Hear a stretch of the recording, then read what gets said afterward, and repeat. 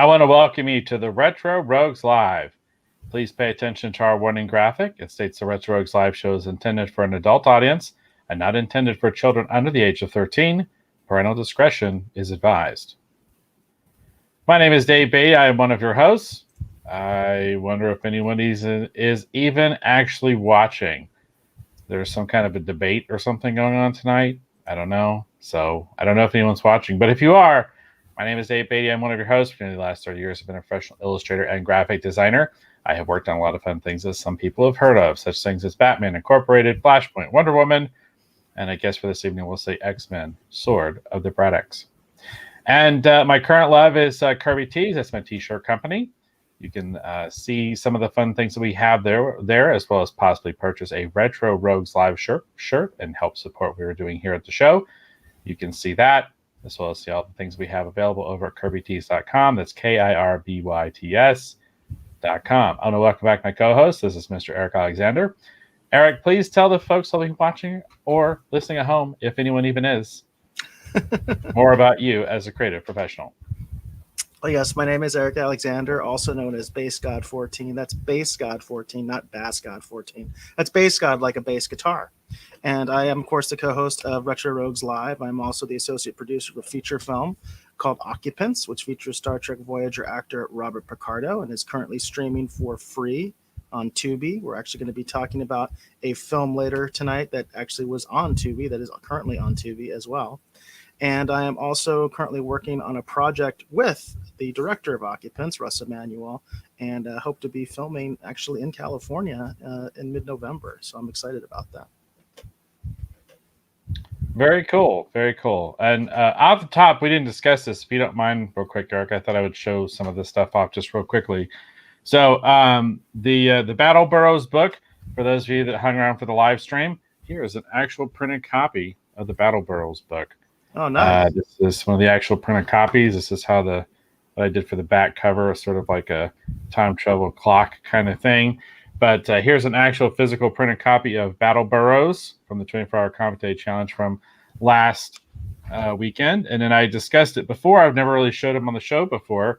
But here is this is a printed copy of Last Train from Clarkdale. This was the first year that we actually did the challenge. So this is from our first year. And because I had a bunch of books reprinted. I've been sold out of these for actually quite some time. And then here is Lost Boys from Clarkdale, which was the year before. So basically, hopefully here pretty soon, you're going to be able to get copies of our 24-hour challenge comics over at kirbytees.com, as well as if you know any other NASCA members, hopefully they'll be having those actually for sale whenever people start doing shows and stuff again. But you'll be able to get them at kirbytees.com. In addition to that, I wanted to show this off real quick too. I actually printed these last night. I talked about the t-shirt. The design changed quite a bit, but we got a, not sure the best way you can see it. There's a NASCA logo there on the front. We have some stripes here on the sleeve with the NASCA pin there in the center. And then on the back, we have the Battle Burrows cover art. So this is how the t-shirt actually turned out for this year's 24-hour challenge. This is for people who actually pledged during the campaign. But there you go. So that's how all that stuff kind of turned out. I actually finished printing these last night. And then the members who participated are also getting Battle Burrows shirts, but ours are in green, as is yours, Eric. It's actually a green shirt as opposed to the black. The black turned out kind of nice, though. I was kind of surprised. I was like, man, I should have done black. But well, I like the green. You sent me a picture of the green, and I thought it was pretty good. So I think they came out very well. Obviously, that's a good reflection of Kirby Tees there as far as the quality of what you're doing right now. So that's pretty cool. And that, of course, is also not only an official sponsor of the Retro Rogues Live, but also our official merchandising outlet. Our official T-shirts come from Kirby Tees as well. So that's very, very cool. I think they came out really well, and I thought the book came out really well too. It looks pretty cool. That's awesome, and that's going to be available at some point on Kirby Tees as well, right? The book itself. Yes, hopefully soon. For those people who pledged during the campaign, you're going to be getting yours in the mail. I should be hopefully packing up a bunch of stuff and actually getting that into the mail hopefully by Friday. as well as your long delayed awaited package, Eric, that will also be going out on Friday. And I got a whole bunch of stuff. I got Kirby, all kinds of stuff. I got Retro Rogue shirts for you. I got a Battle Barrels shirt. I've got that Mandalorian cut vinyl window decal we discussed all those moons ago. There's all kinds of fun stuff. So, yeah. That's very cool. Very, very cool. Can't wait for it. So it'll be awesome. And then I got some new glasses. They're kind of giving off a wicked glare. There's not much I can do about that. So. When I put on my reading glasses, they give off a huge glare. That's one of the reasons sometimes I try not to wear them. So yeah, I'm so nearly blind. I can't not wear them. So I have good days and bad days when it comes to that. So sometimes I can get through it. I don't know. Probably later in the show, I'll have to put them on. That's generally what seems to happen. So all right, they're really bad, and I'm quite aware of that. So.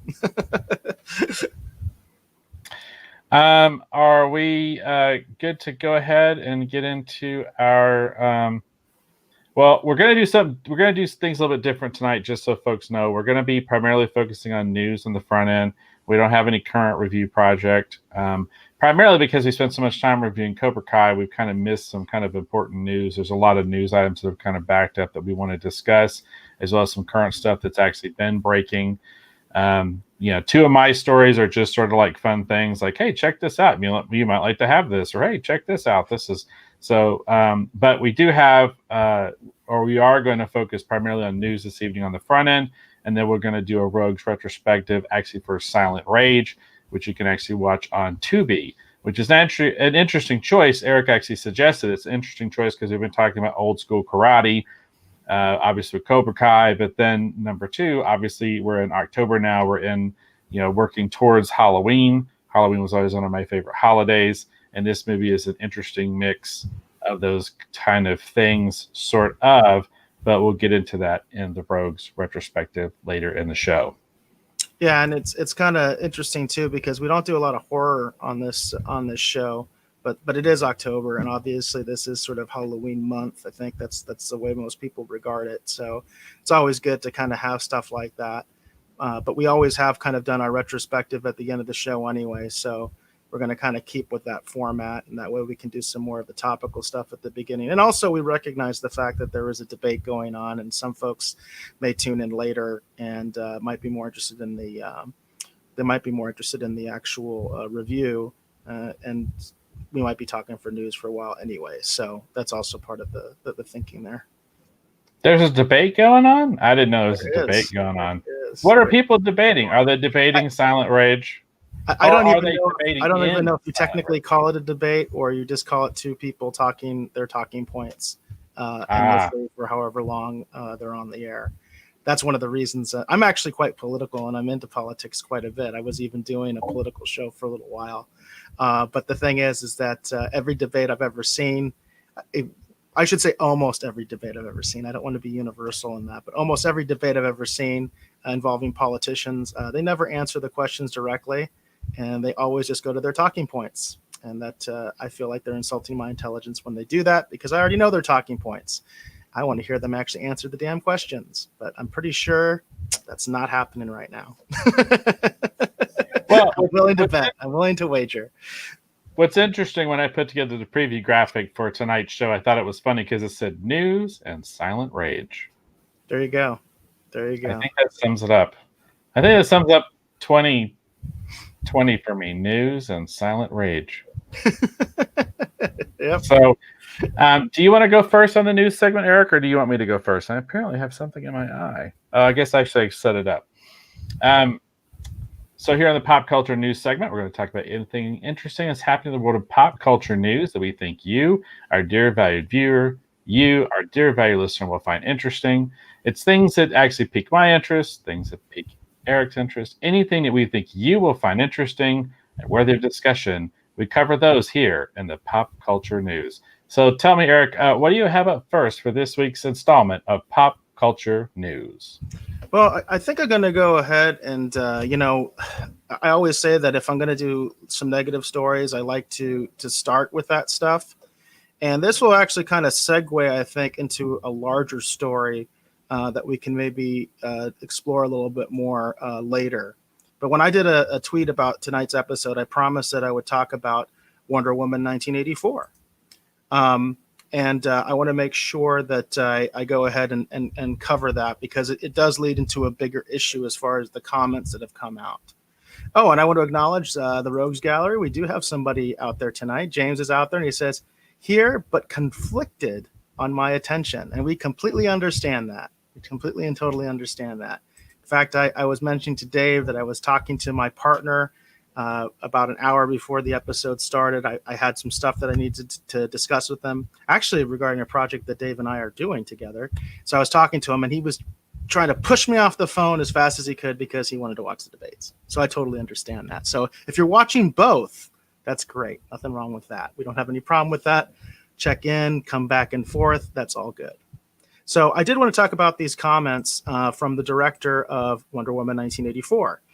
There was a rumor out there that comes from, I would say, the usual suspects, because they've been doing rumors quite a bit lately, and they've been on my radar. They keep popping up on my feed on my phone from my Android phone.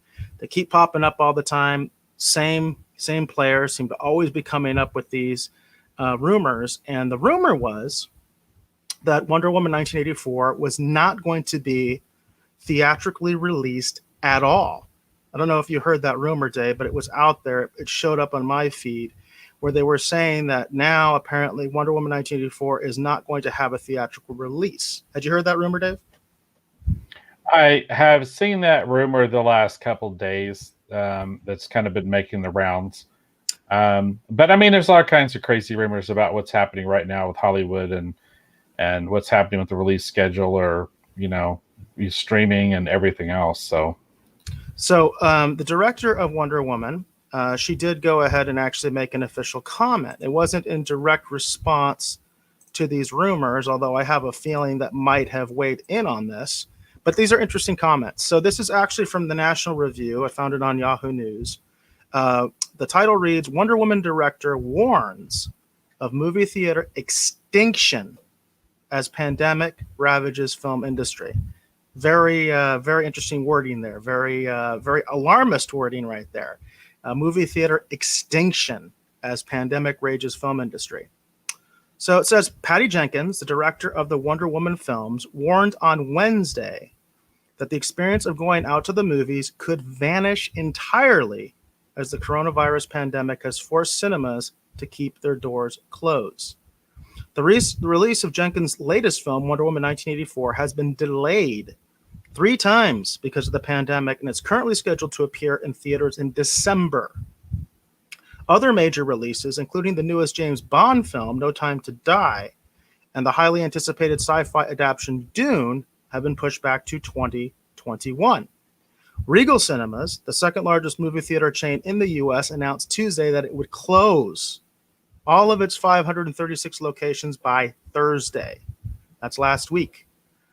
It says, quote, despite our work, positive feedback from our customers, and the fact that there has been no evidence to date linking any COVID cases with cinemas, we have not been given a route to reopen in New York, although other indoor activities like indoor dining, bowling, and casinos were already allowed. This is from Mookie Gredinger, CEO of Regal's parent company, Cineworld. It said the prolonged closures have had a detrimental impact on the release slate for the rest of the year. As such, it is simply impossible to continue operations in our primary markets. So in an interview with Reuters, Jenkins said that if theaters are not given aid by the government, the outlook for moviegoing could be grim. Quote, if we shut this down, this will not be a reversible process, Jenkins said. We could lose movie theater going forever. Says the first major blockbuster release in the U.S. during the pandemic was Tenet, earning over $20 million during Labor Day weekend. While the number may be impressive in the midst of the pandemic, Tenet's $45 million total earnings in the U.S. box office have spooked the cinema industry. Tenet director Christopher Nolan's previous film, Dunkirk, earned about $50 million in the U.S. box office during its opening weekend in 2017. It says coronavirus tends to spread most easily indoors, which appears to have kept audience from taking chances at movie theaters. South Korean news outlet Yonhap noted that there have been no known cases of coronavirus transmission at movie theaters in that country from February through September. However, attendance at South Korean cinemas has dropped during the same period by 70%, from 170 million people in 2019 to 48 million people this year. Jenkins noted that the ongoing closure of theaters could force Hollywood to invest primarily in home streaming projects. Quote, it could be the kind of thing that happened to the music industry, where you could crumble the entire industry by making it something that can't be profitable, Jenkins said. The director lamented what could be the disappearance of moviegoing entirely. Quote, I don't think any of us want to live in a world where the only option is to take your kids to watch a movie in your own living room and not have a place to go for a date. Interesting comment there, because I actually like to go to the movie theater with my kids. But anyway, I thought it was interesting also that she compared this to what's happened in the music industry, because if people are aware of what's happened in the music industry, it's really crazy. You wonder right now what a lot of these folks are doing, because the primary way that most musical talent makes their money these days is concerts and merchandising. And they sell a lot of that merchandising at the concerts. So they must be taking a hit like nobody's business. You don't hear a lot about it, but the music industry has been struggling for a long time anyway, because CD sales are so poor and because digital just is not making up the shortfall. It's just not there. In fact, the only part of the music industry that seems to have any life at all these days is vinyl, which is really ironic. I've talked about that many times, the vinylization of media, which is very well what we could be seeing with the movie industry. I am very concerned personally that what Patty Jenkins is saying is, totally hitting the nail on the head. Is that what Hollywood is doing with all these delays is they're making it worse, because instead of supporting the few theaters that are open, and in fact, we're not talking about a few anymore, we're actually talking about a lot of theaters are open at this point. It's California, New York that are still really shut down, but around the world, other states, theaters are open. And there's not, if they keep delaying these films the way that they're doing, there's no reason to delay them anymore.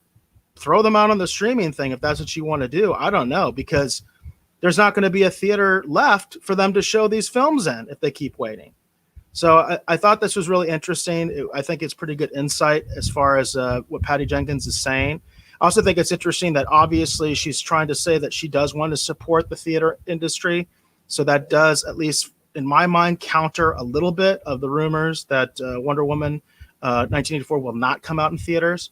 But I really think Hollywood is being short-sighted in terms of all these delays, because there's not going to be anything left if they keep delaying all these films.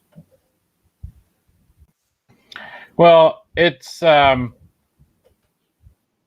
yeah, well, we were just discussing prior to the show actually starting. I had made the comment that, I've been weirdly kind of lucky in the midst of this pandemic, which we typically don't talk about here on the show. But I've been kind of lucky because my work has nothing changed basically at my work. I've basically gone to work every single day. I had one slow day almost in the entire pandemic. I currently have an almost 2-inch high stack of jobs I'm trying to get through at my day job.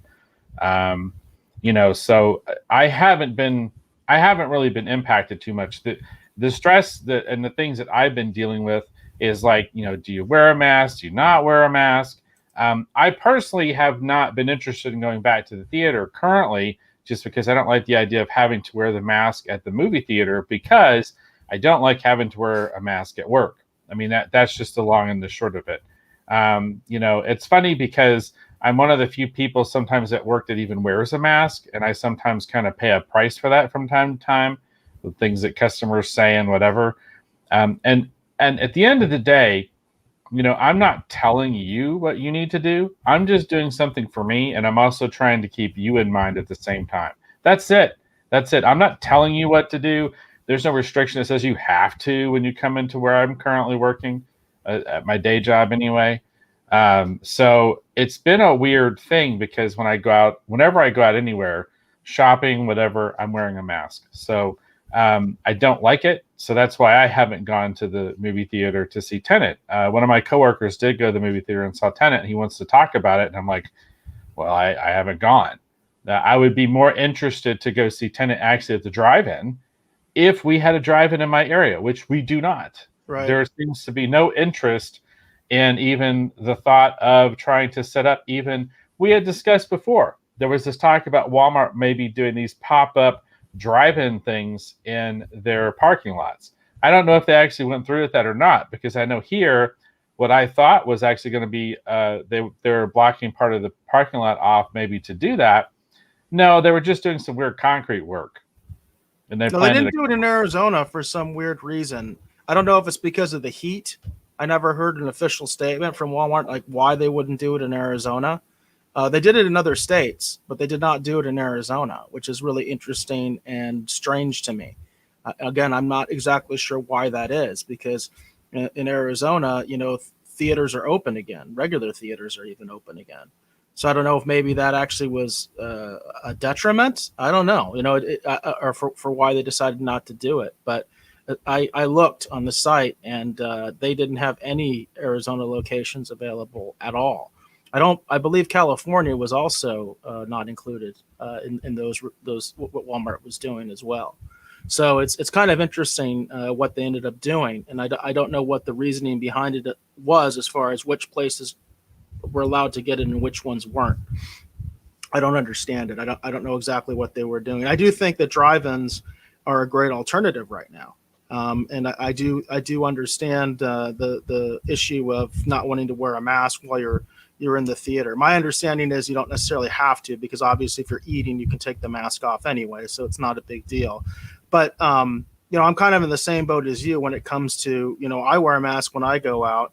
It doesn't mean that I say that you have to force everybody else to do the same thing. That's just the way that I think. It's just the perspective that I have. But I always wear one when I go out, and I personally don't really have a big problem with it. But like James mentions, I ain't going to a theater anytime soon, and a lot of people feel that way. They're not going to go to a theater anytime soon. But you know what? There are people that are. And I actually have some numbers. They're not great, but I have some numbers for later to talk about where the box office was just last weekend. So there are people that are still going out. I live close to a theater that's by the mall that I live by, and I was just checking that out the other day, and they're open. You know what I mean? And they've got various movies available there, including relatively new releases like Tenet, some of the other films that have been released within the last couple of months. New Mutants, that's another one. And then they also have things like Empire Strikes Back, and things, and some older films and things like that.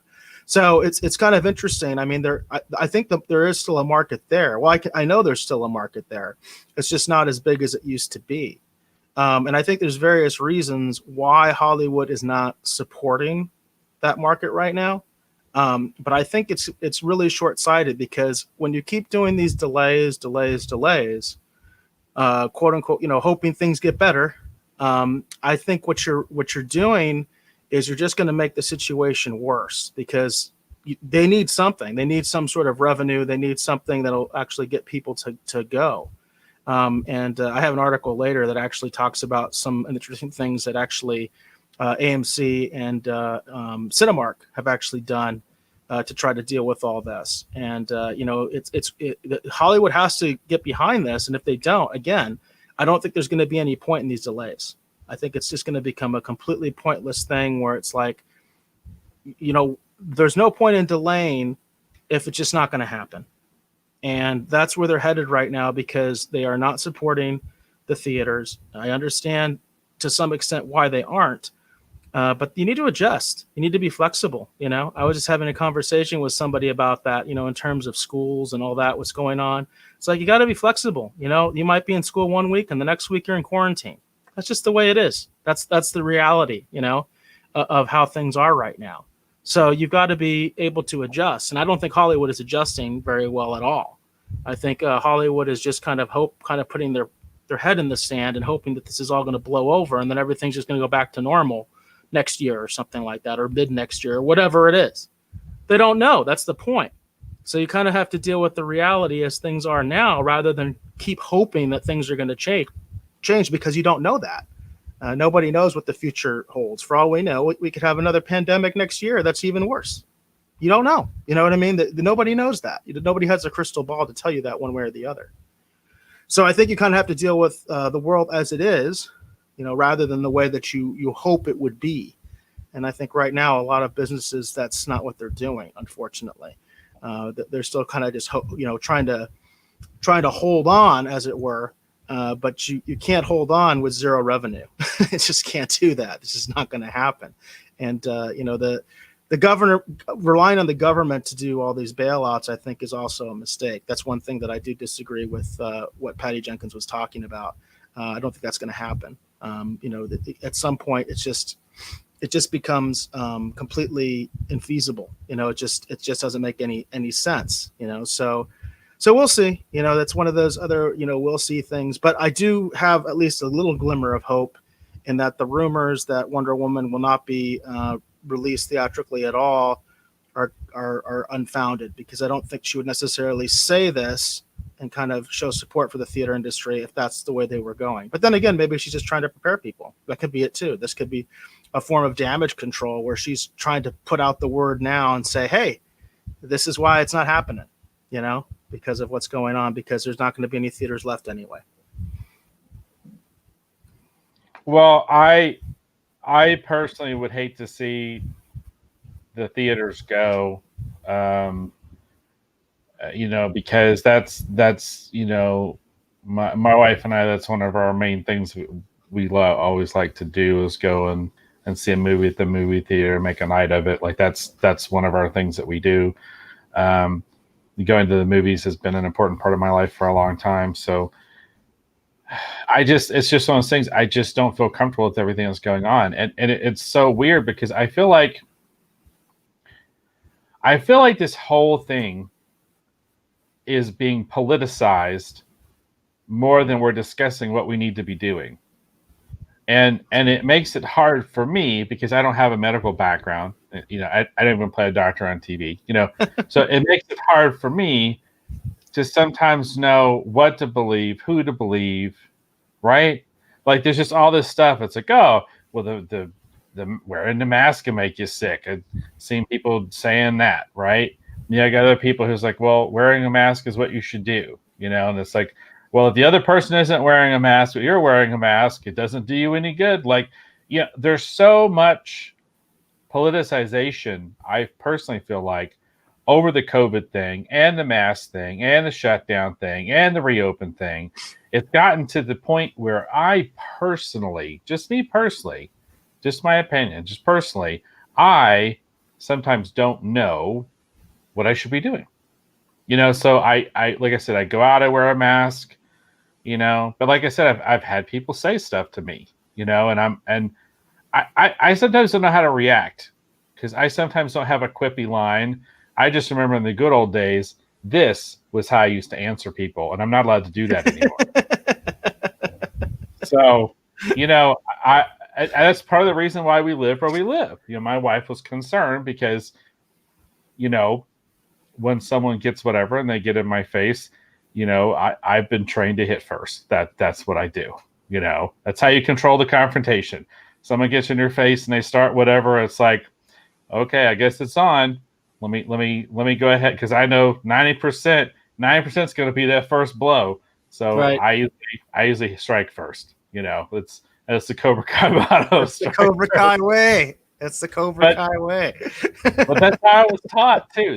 That's what I was taught to do. The easiest way to control the confrontation is, you got to take their mind out of whatever they're thinking about. So that's the first. That's first move, strike first. And then you kind of go from there. So, right. So I don't know. That's the whole problem. I feel like more than as a nation, all of us going, here's what we're going to do, and doing it, we're spending too much time arguing amongst ourselves, and our politicians are arguing amongst themselves. Everyone's fighting for control. They want to control the moment. Don't let the catastrophe go to waste. Right. That kind of idea, and I hate that, because it's like, I feel like if we were just told, right, like, here's what we're going to do. We're going to do this. We're going to do that. Boom. Right? Why not? Right? Like, let's get everyone on the same page. We're going to do this. We're going to do this. We're going to do this. And then if we have to adjust, as Eric says, let's adjust. I don't see where that's so difficult. But we're so mired in everyone fighting over controlling the moment that I don't know what I should be doing half the time. Well, James thinks you should be doing Strike Force Dave at the theaters near you sometime in the future. That's what he thinks you should be doing. I like that. Strike Force Dave. And Bobby's in the house, and Bobby says, "No mercy, Dave." LOL. Good evening, everyone. And indeed, no mercy. I actually have a lot of Cobra Kai news for later in the segment as well. So, and I have some related Cobra Kai, like something really fun that I think people might want to know about, getting back into that whole pesky physical media thing. So, is that what you want to lead off with, or did you want to lead off with one of your other stories?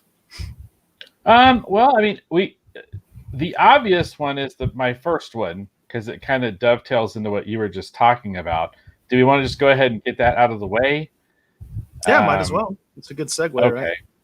Yeah, I think so. Let me get my notes. And of course, we've been talking about Cobra Kai for the last 4 weeks on this show. So obviously, we're Cobra Kai fans. There's been a lot of Cobra Kai news recently.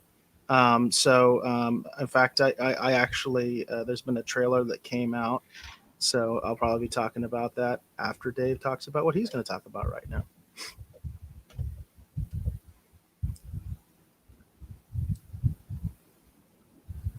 Maybe we'll just tap dance a little bit. Okay, looks like we have pop-up banners. Those darn pop-up banners. Well. All right. Yeah, I mean, look how bad they're awful. So I rearranged everything in my studio after the 24-hour event because I felt like I wanted to change things up. So for you who are watching at home, things don't look too different. But if you notice, my lighting is a little bit better. But I've rearranged it because I'm wanting to get back into doing traditional art, actually doing comic book art on art boards and all kinds of fun stuff. I'm wanting to do more traditional stuff with the T-shirt stuff and actually creating the actual boards themselves, because I think it's something kind of fun that people would like to see, and in some cases people might like actually to own, to have in their collection or whatever. So here we go. So this is going to be my first story for this evening. This is from comingsoon.net. This is, we'll just read the headline right here. It says, Warner Brothers release date shift, The Batman, Matrix 4, Flash, and more. And there's another little fun pop-up right there. Don't you hate those things? I mean, seriously, do we really got to get this bad? Anyhow, so this is by, does that say Max Every? Max Every. Okay. And this actually is from a couple days ago. This is kind of, I guess at this point, it's kind of old news, but I felt like it's worth discussing because, like I said, we spent so much time talking about Cobra Kai, some things have kind of backed up. So the basic tenet of it is the Warner Brothers release date shift, The Batman, Matrix 4, Flash, and more. So it says, in the wake of the relative box office failure of Tenet, amid the current unpredictable pandemic environment, Warner Brothers Pictures has chosen to impose a massive shift of release dates. Earlier today, it was revealed that Denis Villeneuve's remake of the sci-fi epic Dune was moving from 12/18/20 to 10/1/21, which the WB had officially confirmed, a date previously occupied by the studio's own The Batman. With the DC film still in production in London, under the direction of Matt Reeves, the studio has pushed Batman from 10/1 to 3/4/2022, everyone. 2022 before we get to The Batman. Anyhow. However, I mean, it's starting to feel like New Mutants to me, everybody. I don't know about you, but that's how I'm starting to feel. However, the news is good for Lena Wachowski's currently untitled The Matrix 4, which has been moved up from 4/1/22 to 12/22/21. The Keanu Reeves star is currently basically filming in Germany. I think that's the only reason they're still filming is because they're in Germany. Director Andy Muschietti's The Flash, which recently brought back Billy Crudup to the roster, led by Ezra Miller, is shifting from 6/3/22 to 11/4/22. The DC superhero event film is currently eyeing a March 2021 start date. Shazam! Fury of the Gods, which will bring back director David Sandberg and star Zachary Levi, has been pushed back from 11/4/22 to 6/2/23. That DC sequel is also expected to shoot in early 2021.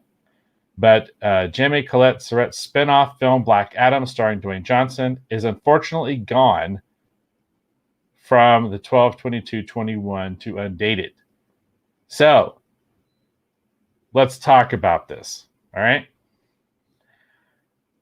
One of my most anticipated films. Let me give you my most anticipated film as a fan, and let me give you my most anticipated film as a former comics professional who worked at DC Comics, because that's the best way for me to really talk about this. And then I'll tell you my most disappointing thing that and there's all kinds of rumors swirling around what's really going on with the Batman. I don't know how much of that we want to get into. As a fan, my most highly anticipated film, regardless of all the nonsense going on, because some people are mad at who they cast to play Hawkman, which I have no problem with, was Black Adam.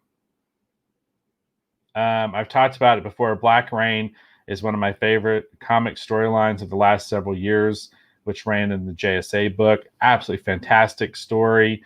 It basically brings in Hawkman. It brings in Dr. Fate. It brings in all these classic JSA members. It's just a really great story. Black Adam is such a great character. I know Dwayne Johnson can crush playing that character and do a great job. Black Adam was the film that was announced I was the most excited for. And we have been waiting for this Black Adam film, it seems like, forever, right? So that's what I was most excited about. It doesn't have a release date now, everybody. It just doesn't have one. So, I'm sure they're still going to do it, but it just gets weird. It's like, you know what I mean? I don't know how to feel about that. I personally find it very disappointing that they didn't even give it a release date, because that's sort of like an acknowledgement of well, it's happening, but who knows when? Who knows when or if? Now I'm beginning to wonder, or even if. Because the problem with the Black Adam film is, for the longest time, it didn't have a release date. It didn't look like it was moving forward. It looks like it was like one of those rumored films that they're talking about that never actually really happens. But with the Fandom, The Rock came out. He had a great presentation. He brought on the young actor who's going to be playing Atom Smasher, and they talked it up. And then we started getting casting news. And it's like, oh, man, it's really going to happen. And I got really excited because I realized they were going to do the Black Rain storyline. I was very excited. And now it's gone from having a release date in 2021 to just not having one at all. So tell me, Eric, what's your thought, just to start off? What's your thought about this idea that now the Black Adam doesn't even have a release date, at all? Well, I can understand that. Anything that hasn't started production before the pandemic started is definitely up in the air right now. I think, again, that goes back to what I was talking about before, is unfortunately you have a lot of people in the industry right now that are just sort of hoping for the best, and they're not dealing with the reality of the situation very well. That's not universal. For instance, I heard a rumor that Ghostbusters is actually doing reshoots right now. So it's not like the industry is completely dead, but that's a project that most people thought was already done. And then apparently they've decided that they need to do some reshoots, and they're actually doing it in the pandemic environment. I'm scheduled to shoot in Burbank in November, and I've been talking a lot with Russ Emanuel, the director, about all the different guidelines we have to do and deal with because of COVID, and the fact that we're filming in California. If it was up to me, we'd be filming in Arizona because we'd have much less restrictions. But hey, that wasn't my call, so that's all I can say about that. But the problem is, when you're starting from scratch on a major blockbuster right now, you're dealing with a very difficult environment. You know, I can say that just from dealing with my own experience on an independent project that's filming in California. So I can just imagine the headaches they're going through with these very large scale productions. because there are many productions that they halted in the middle of the pandemic. And of course, that's what I would be focusing on right now as an executive. I would be saying, hey, we need to finish these films we already started that got shut down and continue to be shut down during the pandemic. We've got to finish them. And then moving to another project essentially from scratch where nothing has been shot yet. Yeah, I would definitely actually, if I was the one calling the shot, I'd say, hey, we have no idea when these things are coming out, because we still haven't finished Batman. That's a great example right there, because Batman, I think Matt Reeves said about a quarter of it was done, something like that, when he was talking about Fandom, because I did see some of his panel. Yeah, I'd be concentrating on that, trying to finish that film, because they already did a lot of stuff. There was a teaser trailer that came out that I remember, actually, Dave, that you liked quite a bit. That they did have some pretty good footage. So I would be focused on that. I wouldn't be focused on Black Adam. That's just me. Well, and I'm not saying they should be focused on Black Adam. I just think it's unfortunate, that now it doesn't even have, they didn't even give it like a pushed release date. They're just like going, I don't know, whatever we can get to it. We're still going to do it, I guess. That's what it feels like. And I personally, as a fan, like I said, this is my biggest disappointment as a fan. As a fan, I'm just disappointed that they didn't even give it a fictitious release date. It's like, we'll aim for sometime in 2023. Give us some kind of hope that this movie is still getting made. Because that's the problem with Black Adam for the longest time. It's like they'd say, oh, we're still going to do it. It's like, are you really still going to do it? Because we hadn't heard anything in years, right? So that was my thing. I was all excited. It's like, we got casting, somebody's working on a script. They got a release date. Cool. It's really going to happen. I'm very excited, right? And now they're just like, well, once COVID figures itself out, then we'll see what we can do. I understand that because of the restrictions and everything that's going on.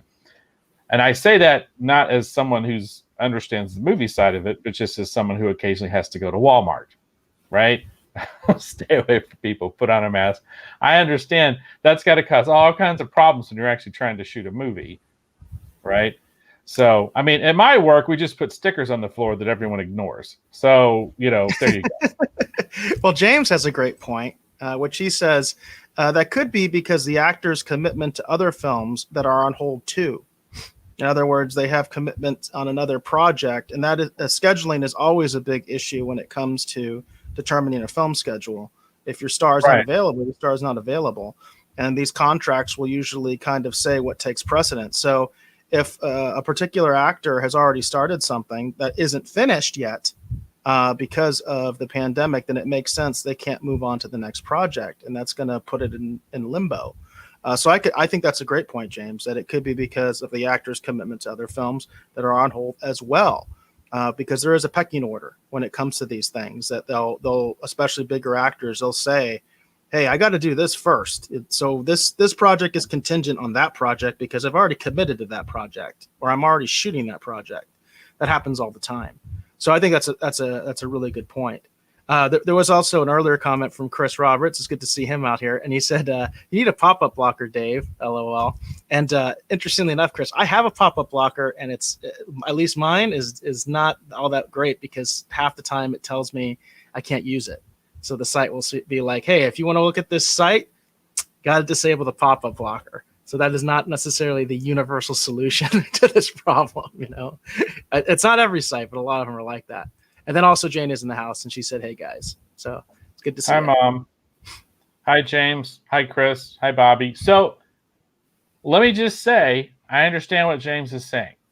And what I'm hearing is that this is all the Rock's fault. Okay, so, all right. This is all the Rock's fault. This is all the Rock's fault. Because let's be honest, he's the one who probably has the commitments. Who can't, he's like, I don't know, because this other thing, I got to do that first. If there's anyone that we know so far that's attached to Black Adam, that would be the holdup because he's got something else in development. We all know it's the Rock. So what I'm hearing is this is all the Rock's fault. Okay, so I'm excited. Now, as a comics professional who used to work for DC Comics, the film that's gotten pushed back that I was the most excited for, that also kind of like the Black Adam, just has a lot of rumors, but they haven't shot a frickin' thing yet, is The Flash. And the reason I'm excited for The Flash, as a fan, I'm excited to see Keaton come back as Batman. I'm excited for Affleck to be back as Batman. But I'm going to be honest with you, because I worked on Flashpoint Wonder Woman, there's all these rumors going around that they're trying to get Gal Gadot to commit to come basically be Flashpoint Wonder Woman in the Flash movie, because they are going to touch on Flashpoint. If that happens, everyone, my chances of seeing my name on the screen suddenly increase quite a bit.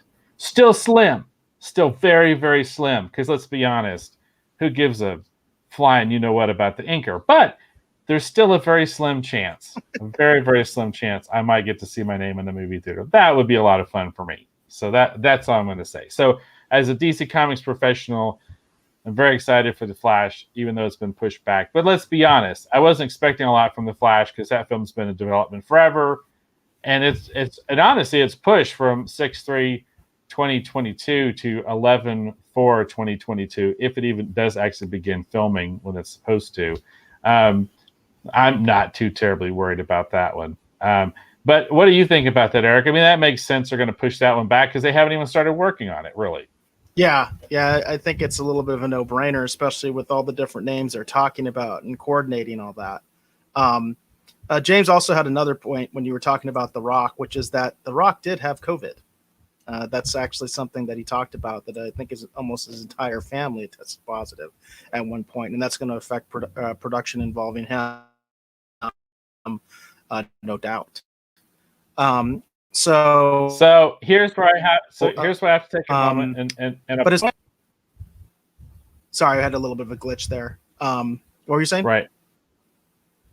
I was just gonna say, so now I have to apologize to The Rock and his family, because I forgot all about that. And I was just trying to be funny. So let me apologize to The Rock and his family. Thanks for pointing it out, James. Now I feel like a real, you know what? I was just trying to be funny, because I just knew that, you know, if anyone had a prior commitment that was going to hold up production, it would obviously be The Rock, because he's the most in-demand star of the people that's currently attached to Black Adam. I didn't mean to, you know, be unnecessarily mean. I was just trying to be kind of funny. So my apologies to The Rock and his family. Now I feel like a real whatever. Maybe we should move on to another news story. But keep going, Eric. You're saying? Well, The Flash was the one that I'm the most anxious for of all the DC projects, because of all the cool cameos and all that stuff, and also because of the potential of your name to be on screen, because I think that'd be really cool. I think it'd be really good for the show too. So I have ulterior motives when it comes to that.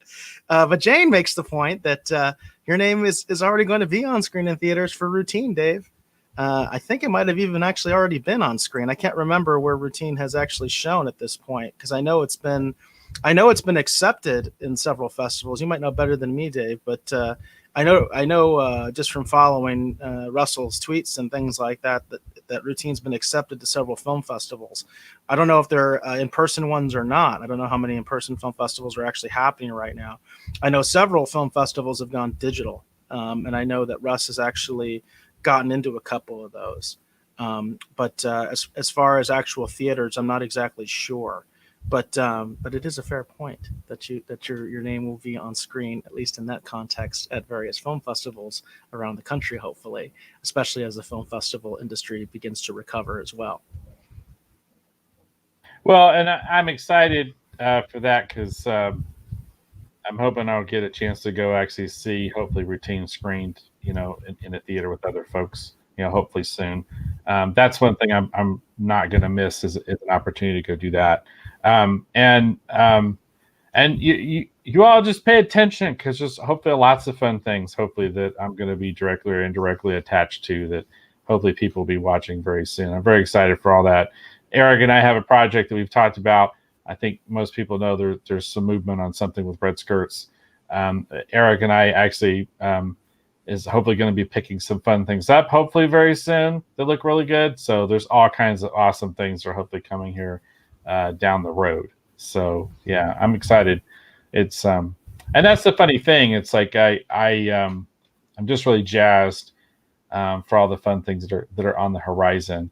And as we continue to get mired in all this other stuff, it you know what I mean? It kind of makes me feel, obviously, well, that makes sense, right?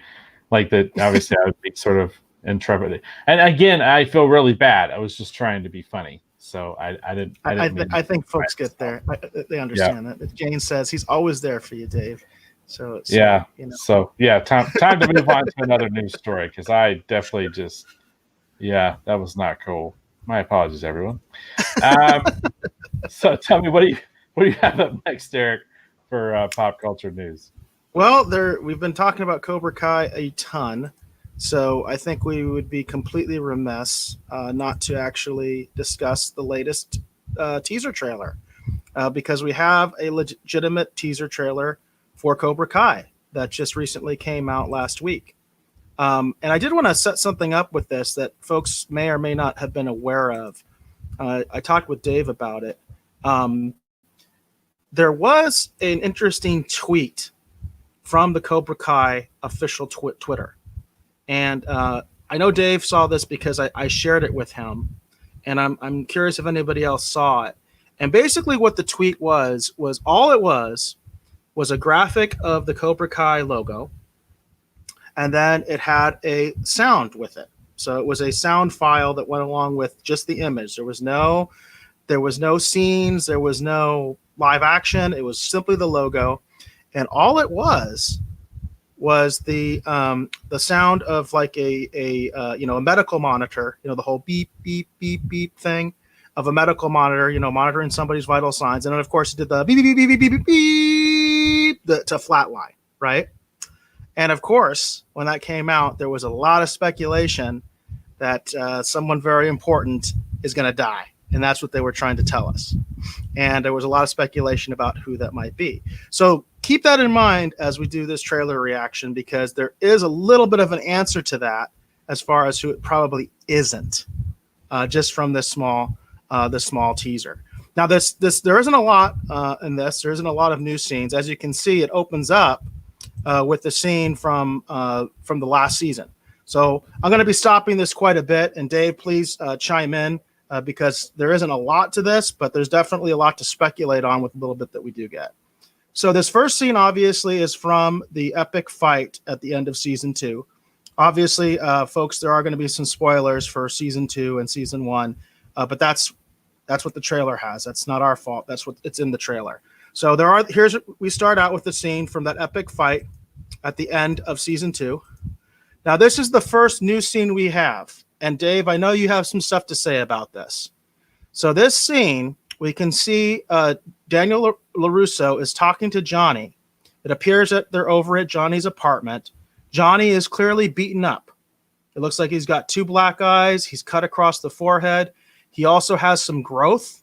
He's got a beard again. He's not clean shaven like the last time we saw him in Cobra Kai. And basically what Daniel is saying to Johnny is, hey, what did you expect? And Dave, I know you've got some things to say about this scene. So did you have any initial thoughts about what this scene could be alluding to as far as what might have happened? Well, and we had discussed it amongst ourselves when this trailer first dropped, that I think that what happens is, because there's a shot later in this trailer where Johnny, well, not Johnny, but we see Kreese, and Kreese looks like he's kind of taken a couple of shots as well. And I'm of the opinion and the belief that what ends up happening is Johnny goes back to Cobra Kai to basically, kind of have it out with Kreese and basically try to take Cobra Kai back. Like, I think he goes there with the intention of, basically whooping up on Kreese and basically taking Cobra Kai back and then basically throwing him out. Like, I think that's what he thinks he's going to do, because he did really well against Kreese at the beginning of season 2 when the two of them have their fight. So he's going to think that he's probably, in the same position, right, where he should be able to do that. But I have the feeling that based on what we see here, that the fight does not go the way that Johnny would expect, and that Kreese actually does, I think, actually get the better of him in the fight. I also believe, too, there's also another scene, too, where it looks like... Well, let's wait for that scene. Let's wait for that scene. Yeah. Let's keep it simple here. So I think that we both kind of feel there's a strong possibility that Kreese is involved with these injuries. That's the reason that that Johnny has these injuries. That's kind of, I think we both agree on that at this point. So then we go back to another flashback. This, of course, is the infamous scene of Miguel falling from the cheap shot from Robbie. Now, this is, it goes by so quick. This is another scene that people are really speculating on, and I've heard a lot of crazy speculation about this scene. So the question I have to you, Dave, is really simple. Is Johnny in jail, or is he looking inside a jail, like as if he's visiting someone? That's my simple question to you. What do you think? I think, judging by the people that are behind him, that Johnny is actually in jail. And I think this is also part of the ramifications of what happens when he goes to Cobra Kai to have his showdown with Kreese. I think that he and Kreese get into a big major fight, but that someone reports that they're fighting in there, and that it's more than just, you know what I mean, like sparring, that they're really hurting each other. And I think it's even possible too that when Johnny shows up, that Kreese calls the police and just says, you know, I'm being attacked by one of my students or whatever, right? And then I could totally see where the two of them get into it, and Kreese, you know, does a lot of damage to him, but then allows it to look like Johnny kind of gets the upper hand, so that when the police come in, it looks like Johnny is attacking his former teacher because he took his school away or whatever. You know what I mean? Like, I just think that this is fallout from him and Kreese fighting at the Cobra Kai dojo. Yeah, I tend to think that he's in jail as well. When I first saw this, I thought he was visiting someone in jail, and you'll see why in a second, why I thought that. So I think we both think at this point that Johnny's in jail for whatever reason, possibly as a result of another fight with Kreese. We don't know, but there'll be some indications later that might help us figure that out. So we're still got the flashbacks. This is another new scene, obviously, here. Very minor. We can just see Daniel concerned. I don't think there's really anything to say about that, Dave. Is there? Obviously just concerned. Yeah, no, I don't think there's anything really great to learn from this. I mean, some people are freeze framing it, and they're trying to, you know, pick out stuff in the background and whatever, but I don't think there's anything too terribly great to learn from this particular, you know, little bit in the preview. That's it. But it is a new scene, so that's a cool thing. Again, we keep seeing Miguel falling. This is another new scene. Again, I don't know if there's much to say about it. It just looks like Samantha's mother, Daniel's wife, is concerned and holding Samantha. I guess you could speculate that Miguel has died. I guess that would be the biggest speculation, and she's crying. I've heard different speculation. I've heard that one of the major character deaths, and again, speculation, rumor, this is totally unfounded, everyone, but I've seen some people speculating in the Cobra Kai community that some people believe that actually Daniel's mom might die. Oh, now that would be a twist. That would be a really interesting twist. And that's the big thing that kind of sends possibly Daniel to Okinawa. That, like, basically his family is kind of shattered, and he's trying to figure out what to do next, and he ends up going there for whatever reason. So that I just, again, just speculation, just rumor, but it would explain why they are so impacted. But that's what I've heard. Yeah, like I said, the other speculation I'd heard, of course, is that Miguel has died. So that those would be the two biggest ones. I'd say it's either her grandmother or her boyfriend, ex-boyfriend, depending on how you look on it. Then we see this interesting, and this goes by so quick. In fact, at first I couldn't tell what the significance of this scene, but here Samantha is looking at the scars that were given to her by Tori. So that's the significance of this scene. It goes by so fast you don't realize she's looking at those scars on her arm from the fight with Tori. Did you have anything else on that one, Dave? No. Okay. I think that's pretty obvious. Yeah, at first I didn't know that. I just thought we were just seeing a scene of her looking kind of pensive or whatever. I didn't realize she was looking at her scars. And then here's why I thought the Johnny scene might be him visiting someone in prison. I am so happy about this scene There are a lot of other people that are happy about this scene. We can confirm it on Retro Rogues Live. Robbie's going to jail. Yes. Yes. I think there's a lot of us that are done with Robbie. I'm ready for Robbie to go to prison and be written out of the show. Sorry. I don't like his character. I really don't like his character. We can see here that obviously there's going to be repercussions for making poor choices on Cobra Kai, which is good to see.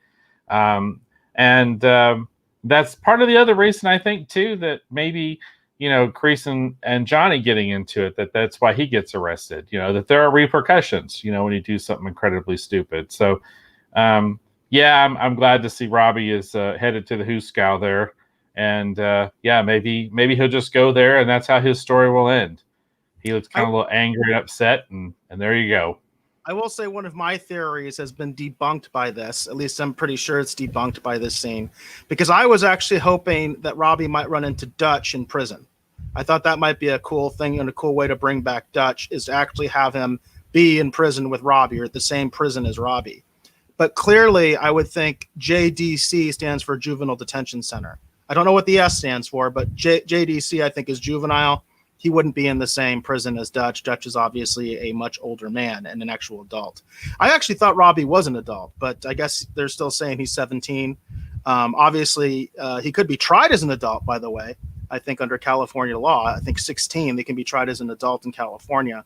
But at least in this scene, he clearly is in a juvenile detention center, which debunks one of my theories, which was I was kind of hoping that he and Dutch might meet up in prison.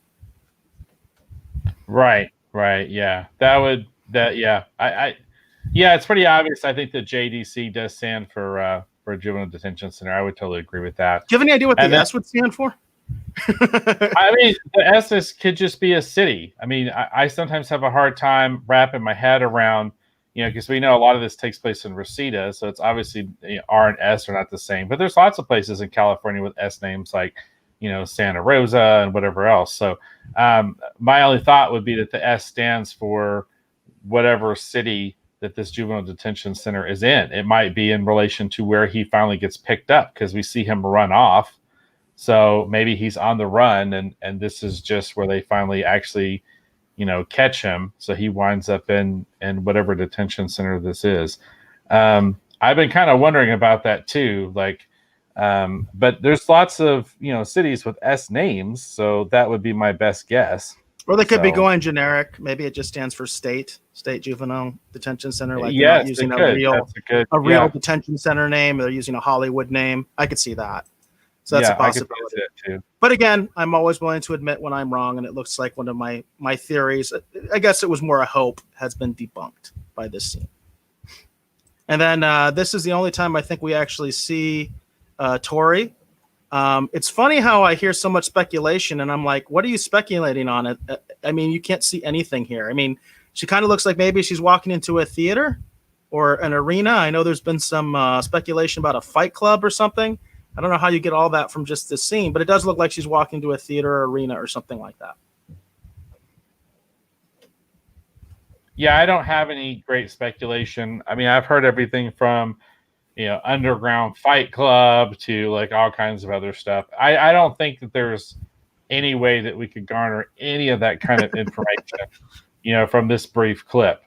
They're just showing us that Tori is still going to have a role to play in season 3. So yeah, and for all we know, she's just going on a date with Miguel or something like that, or some new guy, or even Hawk. Who knows? They could go all sorts of different directions with that. Whether she still has feelings for Miguel or not is going to be what we'll probably find out pretty quick. But we don't really know at this point how she feels about Miguel.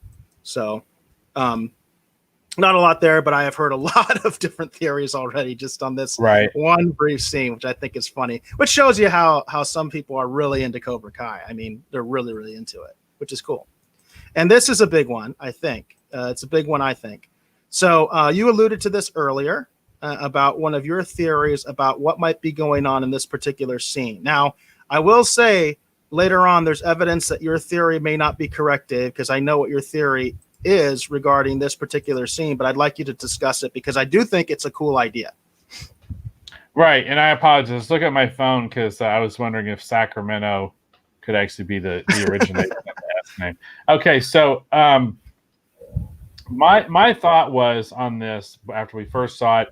If you watch the preview trailer as many times as I have, then you notice that Hawk has a lot of blood actually on his hands, like blood on his knuckles, and it's obvious that he's having this reaction of like he just you know basically just put a really killer beating on someone, and there's a little bit of exhilaration but also shock, like I can't believe what I just did.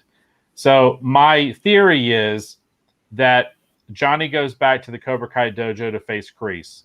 The two of them get into a fight. I do think that Kreese actually calls the police in advance of when he sees Johnny show up. Okay, and I think in a classic, at least in my mind, Star Wars Emperor Palpatine kind of thing, that Johnny kind of gets the upper hand because Kreese lets him have the upper hand, and Hawk comes in and he sees them fighting, and in classic Anakin style, we get that, don't let him kill me, and he's all like whatever on the ground. I'm so weak. I'm so weak. And then Hawk's like, it's like, don't kill him. I need him. And Johnny's like, he's too dangerous to continue to run Cobra Kai. And then so basically, Hawk ends up basically fighting Johnny, and because Johnny won't fight back because Hawk is his student and he's basically a kid, and he doesn't want to do to Hawk what Kreese did to him at the end of the tournament in Karate Kid 2, right? That basically Hawk ends up getting consumed by rage, and before you know it, he's the one who put all those marks that we see on Johnny's face, and it's actually Hawk who does it. And then Kreese in that shot that we saw where we got the grin, that's the Emperor, power, unlimited power, who eventually comes in, and there you go. So that's what I think is happening. At least that's what I initially thought. So I don't know how much truth or validity is that, but that's kind of what I was thinking. So I think it's a great idea, and I think that there is evidence that this could be what's happening.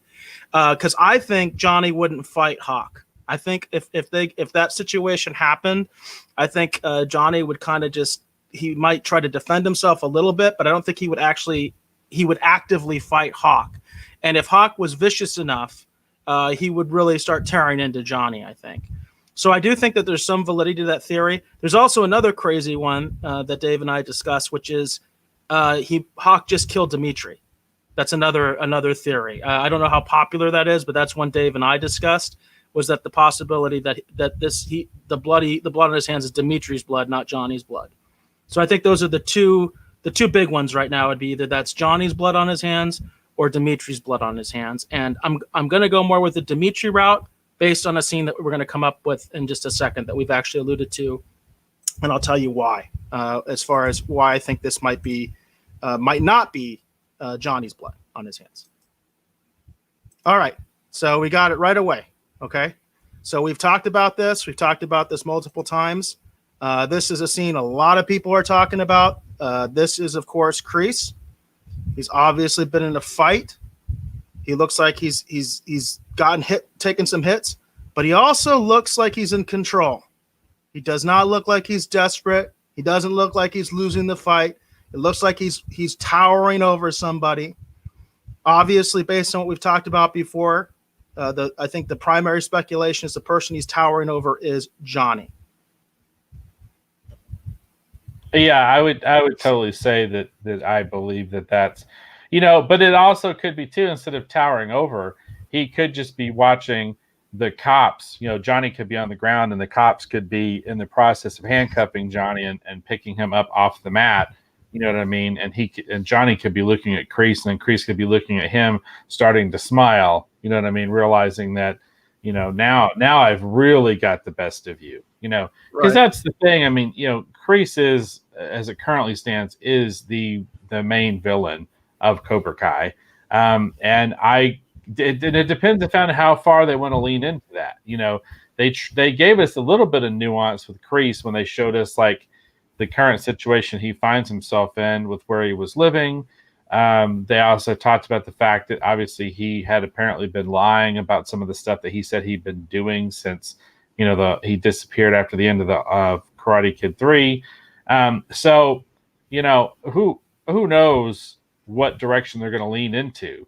But I do believe that if they continue to take him down the villain route, that I do think we're going to get more Emperor Palpatine type moments, and so this would be a totally Emperor Palpatine type moment if he starts to smile.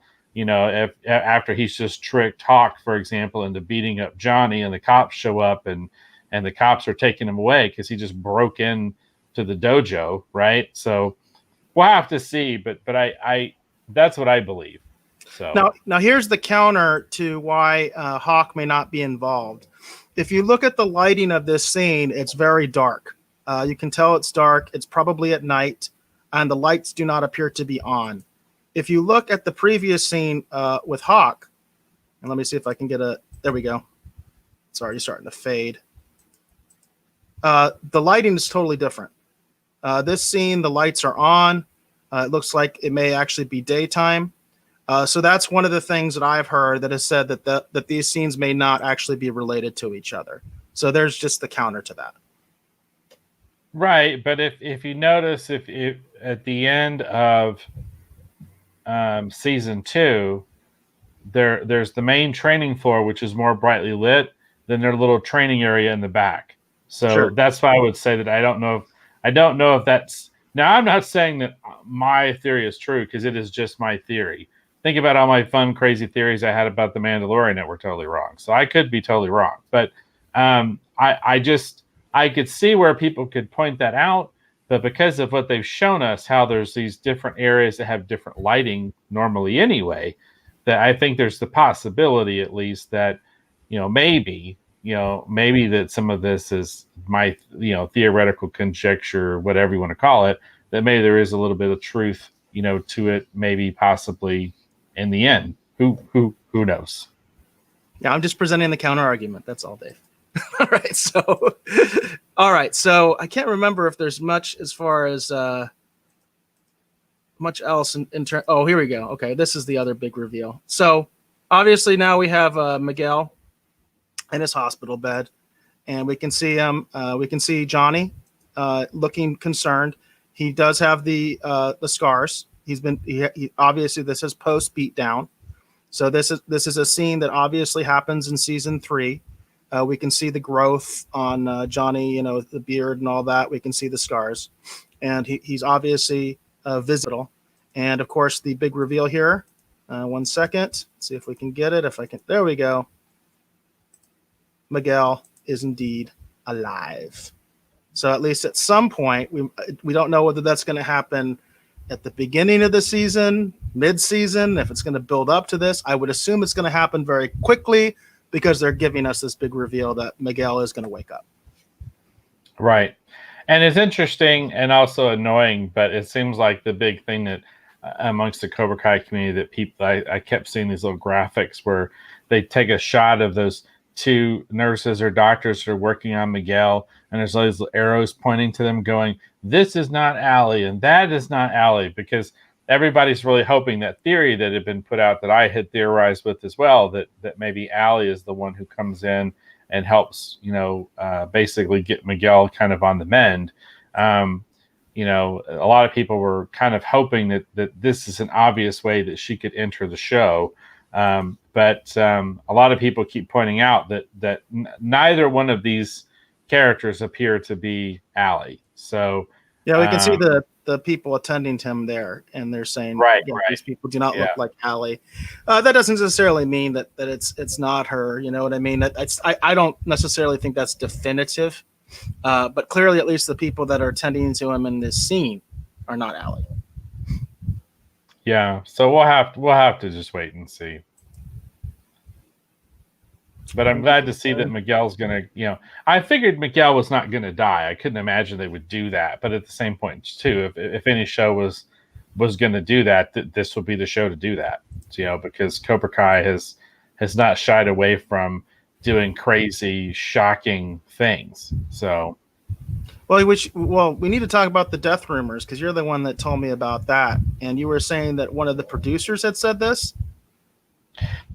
Yeah, there was one of the producers had commented to someone and had basically stated that there were going to be, and I think it had been reported on different outlets, that there's going to be 3 deaths supposedly in this next season of Cobra Kai, and that one of them should be a not a major character, but an important player, essentially. So there's been all kinds of thought. Some people have been saying, well, obviously Johnny's dad didn't seem to be doing too great at the beginning of season 1. So if he was to pass on and leave Johnny a bunch of money, for example, right, that's one possible avenue. I talked about the theory that some people believe that earlier scene in the trailer is because actually Daniel's mom is the one who actually dies, which obviously be Samantha's grandmother. So there's all kinds of crazy speculation about who these potential deaths could be.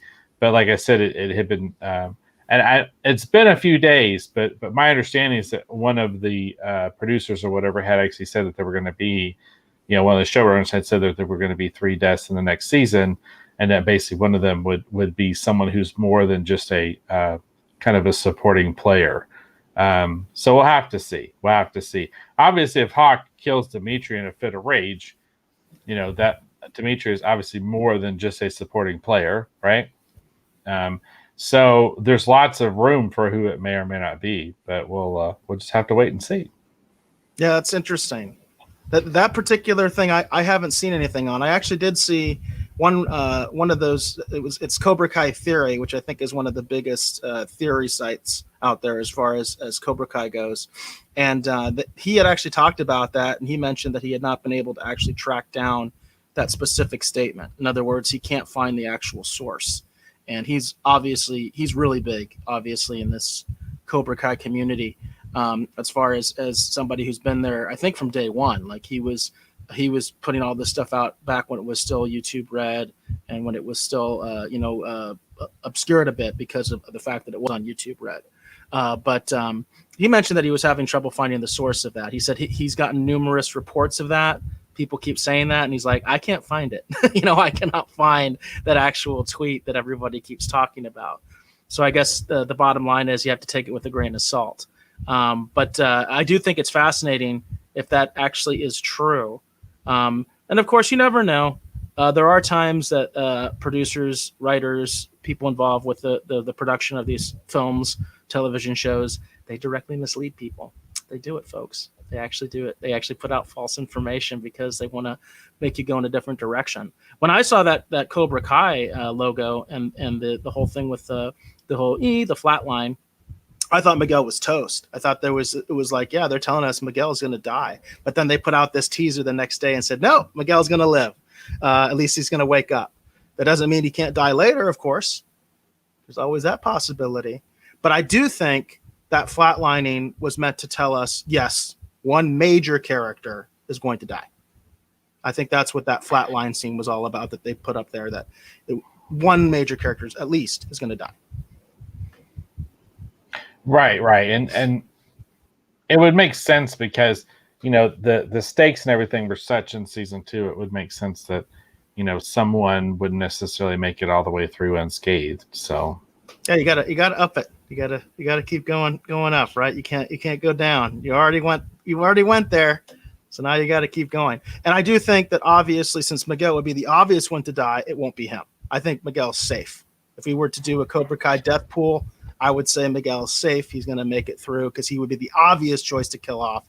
So it's going to be somebody else. Right. I could totally see that. All right, cool. Let's see. I wonder if for the next, well, shoot. I missed Bobby's comment. My binary brother, Dimitri. No. Yeah, Bobby is the head of the Dimitri fan club. And so we always give other views on this on the show. And Bobby is a Dimitri fan. I am not, but Bobby is. And so we'll always make sure that he gets his attention on that. My binary brother. I like that. Right. So if you wouldn't mind sharing my screen, I think if we'll just go ahead and get into this. So I've talked before on the show about my love of orchestral movie music. And I talked before about how La La Land Records is one of those places where I typically will actually purchase a lot of my physical media type, uh, you know, music CDs and whatever, because some people are still making them. So I thought I would point this one out. This is a limited release edition that's going to be coming out here pretty soon. This is for the Karate Kid Part 2 limited edition. It's 1998 for those people interested. And just a little bit of information here. Obviously, this is the music by Bill Conti. Obviously, it's Karate Kid Part 2.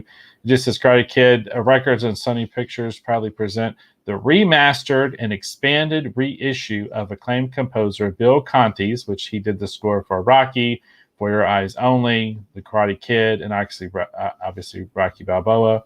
The original motion picture score to the big screen 1986 blockbuster, The Karate Kid Part 2, the first sequel to the 1984 classic, The Karate Kid. This is, I love the music in this particular installment of the Karate Kid story. But you can see here, they've got a lot of nice graphics. It's going to be a really nice set. But this is remastered and expanded. La La Land Records does a fantastic, fantastic job of doing this. And you can see here are some other releases they have coming up, or they've already come out. Monster Squad, you got Die Hard, Big Trouble in Little China, Karate Kid, the 35th anniversary limited edition as well. So, but this is the new one that they just started shipping, and this looks pretty awesome, but they're limiting it to basically 3,000 units. But I have gotten quite a few of these actually from them, and they're absolutely fantastic. So if you're interested in that, you can check this out. It's over at La La Land Records or LaLaLandRecords.com. But they have all kinds of fun stuff. But they do a really great job with the orchestral soundtrack. So I just thought I'd put that out there if anyone was interested. So I don't know, Erica, are you a big movie score kind of person like me, or? Yes. Actually, growing up, I didn't listen to a lot of popular music. There was very little popular music that I grew up as a kid. Even really into my teenage years, I wasn't really into a lot of popular music, which is kind of ironic considering that the reason I call myself Bass God 14 is because I played bass guitar in a band. By that time, I was like around 20, 21 when I started getting into that kind of stuff. But growing up, I really wasn't into a lot of bands. I wasn't into a lot of popular music. The most popular music I was familiar with was a lot of the 50s stuff like Buddy Holly, Elvis, and things like that. What I was into was sound scores. Like I used to get into that all the time. So I used to love especially a lot of those classical scores and things like that. You know, Star Wars comes to mind, of course. A lot of the Star Trek music in the films is so good. Wrath of Khan, the music is so good. And, you know, it's kind of interesting because the Karate Kid soundtrack is different. You know, it's not necessarily along those traditional classical type music, you know, in those kind of films. It's a lot of like 80s type stuff, which I really like as well. One that comes to mind actually is the Transformers soundtrack. That was a great soundtrack that I really liked. I played the crap out of that cassette for the Transformers movie because I used to just play it over and over and over again. And that's a good example of a soundtrack that is very 80s, very like, you know, very a lot of rock music and all that kind of stuff. And the Karate Kid soundtrack has a lot of that as well. And Part 2 as well has a lot of that. So I grew up loving that stuff. I think that's pretty cool. What's the format that this is coming out in? Is it a CD or vinyl or what is it? It's a CD. CD. It's a CD. It's going to, I think it's, I'm not sure if it's one disc or two. Looks like it's probably just one. No, but you can see I pulled the track listing here. This is obviously the orchestral score. So you got the main title, No Mercy, 6 months later, Breathing, Daniel nails it. It's where he's, you know, Miyagi's teaching him something else to think about, how to focus, where they're building the room for the refugee from Fresno, you know, that whole scene. We've got Okinawa, Honor, very serious. Time Flies, Who Wins, Enter Sato, you know, you settle with father. Then you see me, So anyhow, I can start going on about this movie. I love this movie so much. Miyagi's home, no choice. So, this is the actual track listing, but it's the score specifically, and a lot of really great musical cues. One of my favorites, actually, I've gotten from La La Land Records, is that was actually Bill Conti was actually they did Masters of the Universe, and it was actually a 2-disc set for Masters of the Universe, and it was absolutely incredible because it had a lot of cues that they actually recorded on the soundstage, but they didn't even use in the movie. Like, for example, the additional cues here they have, they've got the main title with percussion overlays. They have an alternate take for Intrasato. They have an alternate take for No Choice. They have an alternate take for Everything Gone, which is where Sato said, "Whole village gone," talking about if Miyagi doesn't face him. Moon Sports, alternate take. And then they have the love theme from Karate Kid Part 2, which is the film version. But no, it's really cool. I just thought something interesting for people that are into physical media. People, we talked before about movie music, and I always talked about how I would love to talk more about movie music on the show and get more into it. But I've gotten a lot of stuff from La La Land Records over the years, and have just thoroughly enjoyed everything I've gotten from them. So I just thought I'd put it out there for those people who are interested. So very cool. Very cool. All right. So let's see. What do you have up next, actually, for pop culture news, Eric? Or do we want to segue here? So on the flip side of what I was talking about earlier with Patty Jenkins' comments regarding the possible death and destruction of the movie theater industry, there is another side to this, and some other news that recently came out that's more on the positive side. And this is from splashfilm.com. And the title of this article reads, AMC Theaters and Cinemark will not close their doors like Regal Cinemas. So there's specific quotes in this article from both chains that are pretty interesting. And there's also some interesting insight that the author of this article has in terms of what he thinks might be helping these two theater chains stay above water while Regal appears to be drowning. So it said yesterday, Cinemark was first to announce that they would not be following the footsteps of Regal Cinemas by temporarily closing their doors. But it sounds like they might be changing their hours of operation instead. A representative for the theater chain said this in a statement via Deadline. Cinemark's reopening plan was designed with multiple contingencies in place to ensure we are able to be nimble and react as needed to the ever-changing environment. We do not currently have plans to close our U.S. theaters and are continuing to align with demand, including reducing operating hours and days while we await new studio content to encourage theatrical moviegoing. So the takeaway there again is that Cinemark might be reducing their hours in order to stay solvent during the pandemic, during this crisis, rather than actually close their doors. One big advantage that the author notes is that Cinemark has no theaters in New York City. New York City is still shut down, so if they were in the New York market, that would affect them. They're not in the New York market, that helps them, but they are in California. The other thing that was brought up in this article, and I wasn't aware of this, and I'm curious if you had heard about this, Dave, and I'm really curious if any other theater chains are doing this because I think it's a great idea. It says, perhaps the theater chain is benefiting from their private watch parties, which allow moviegoers to rent out an entire auditorium for up to 20 people. Prices range from $99 to $150, depending on your market and which movie you and your group wants to watch. And it guarantees that only you and those you know will be in the theater with you. The author says, I personally partook in this deal in order to see Tenet on the big screen, and it was an extremely satisfying and safe experience. Had you heard about this, Dave? I thought this was really interesting that the Cinemark is doing these private watch parties at such a low price. Well, the private watch parties and the screenings, that has been going on for quite some time. I had mentioned before about how like years ago now that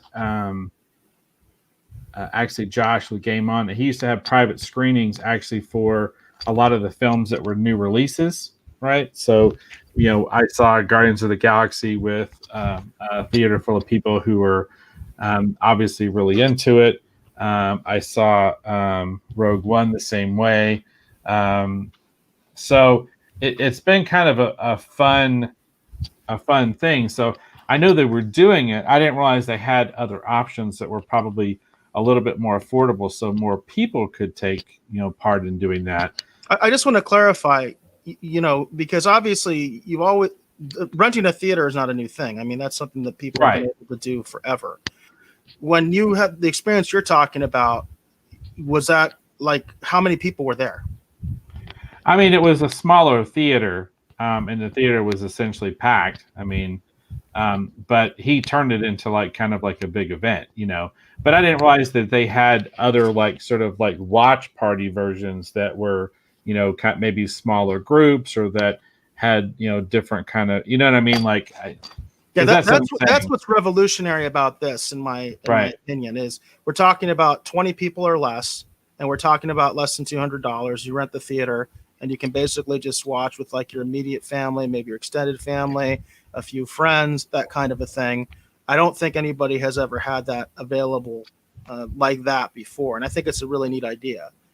So I kind of give some credit to them about doing this, and I hope that other theaters are going to follow this model so that it's available at other theaters besides Cinemark. There's only one Cinemark in my metro area that I'm aware of. So our big chain out here is Harkins and AMC. So I'm kind of hoping that they're going to copy this. So, and then Bobby actually says that we rented a room at the Flicks Brew House 2 weeks ago. 15 of my buddies. We watched What We Do in the Shadows. What a great time! And I'd heard actually again, Josh at Game On, he used to do these sponsored events. He actually had rented or put together, I think, a watch party actually to watch Empire Strikes Back in its re-release. So, and Bobby mentions that was $100. No, not a bad deal. Bad. Not a bad deal there at all. That's pretty cool. And then on the AMC side, it says AMC Theaters is staying open too. It says their CEO, President Adam Aaron, said, "We take great comfort in knowing that literally millions of moviegoers have already visited our theaters. They have done so in part because of AMC's safe and clean protocols developed in consultation with Clorox and faculty of Harvard University School of Public Health. Our guests are telling us that our theaters will have never been cleaner and that they recognize the great effort AMC is making to keep them healthy and safe." It says, since AMC has a number of locations in New York and Los Angeles, how are they able to stay afloat? Well, they're crediting the controversial and unprecedented new deal that they struck with Universal Pictures that will shorten the theatrical release window for some of their movies from 3 months to 3 weeks.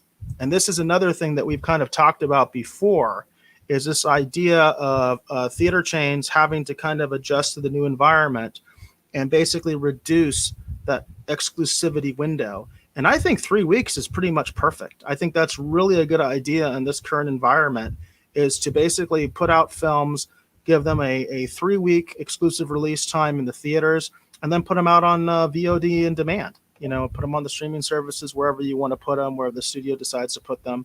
But I think that's a great idea. I think that's something that I think the entire industry, that should be the industry standard right now with theaters and studios. Yeah, it sounds like a good idea to me too, and I've often lamented the fact that I wish they would shorten the window as well for certain films, and I think a good example of that is going back to New Mutants. I mean, it's taken them so long to get New Mutants to where people could just watch it at home. Now I would have gone out to the theater and seen it, but at the time in which it was released, I just didn't feel comfortable to go. But that sounds like a good idea. That's a perfect segue into your next story, isn't it? Yeah, I think so. Let me get the article actually up here real quick. Sorry, my dogs are barking. So let me get this. Got some New Mutant news. Yeah. Man, I don't know what is up with my computer lately. It used to do this so much easier, and here lately it's been giving me such fits. All right, so my screen's ready now. Sorry. So this is over here on IGN, and this let's see here. This actually actually I pulled one of my mics out a few minutes ago, so I'm trying to recover here. So let's see here. This is says the New Mutants coming to Blu-ray and digital HD on November 17th. And I wonder why November 17th. Again, why are we having to wait so long to get this film to where you can watch it at home? So basically says they got an advertisement here for something. I don't know what that is. But this is by Jesse Shaden. This is actually the story was actually updated today. This is against all odds. The long delayed New Mutants movie finally made it to theaters in 2020. If you aren't lucky enough to live in an area where going to the movies is a safe option, there's good news. 20th Century Studios' final X-Men movie is headed to Blu-ray, 4K Ultra High Def, DVD, and Digital High Def on November 17th. To celebrate the news, IGN can exclusively debut a new clip. So they've got a clip here from the release.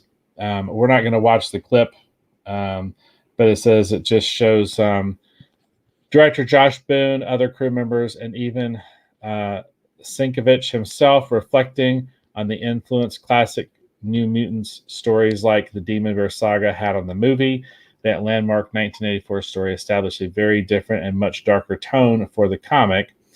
Sienkiewicz's surreal, even psychedelic approach was wholly unlike anything X-Men readers at the time had ever seen. And this featurette shows us how much of Boone and his team worked to capture that feeling in both the look of the monstrous villain and the way the New Mutants themselves are portrayed on screen. So that's really cool. I'm looking forward to this. I just think this is so cool because we can see magic. She's got her armor there and she's got her sword. You know what I mean? I'm really excited. Looking forward to finally being able to see this. And again, I guess I could have just, sucked it up and went to the movie theater, but I just didn't feel comfortable to do it. And I've been lobbying for a long time that maybe New Mutants actually should have been actually put on to digital and just made available on Hulu or something anyway. Like I'd felt that way for quite some time. I talked about that before, actually, on the show here. So what do you think about that? I think the issue there, and we've talked about it before, and this is a quote from the director himself, is that this was a movie that was negotiated under the terms of sort of the old regime, if you will. And so I think that has to do with the release window and all that as well, in terms of how this film had to be released. They made deals prior to everything that has happened since. And they basically were in a position where they had to release it in theaters. They could not release it digitally before they released in theaters. It was a contractual obligation. And that's why it's kind of wound up the way that it has. And I would speculate that's why we have to wait until November for it to come out on home media, is because, again, these were things that were probably negotiated a long time ago, because this film has been kind of in limbo for a very, very long time. And that's what happens when you are doing that, when you're just going back and forth, back and forth, back and forth, back and forth.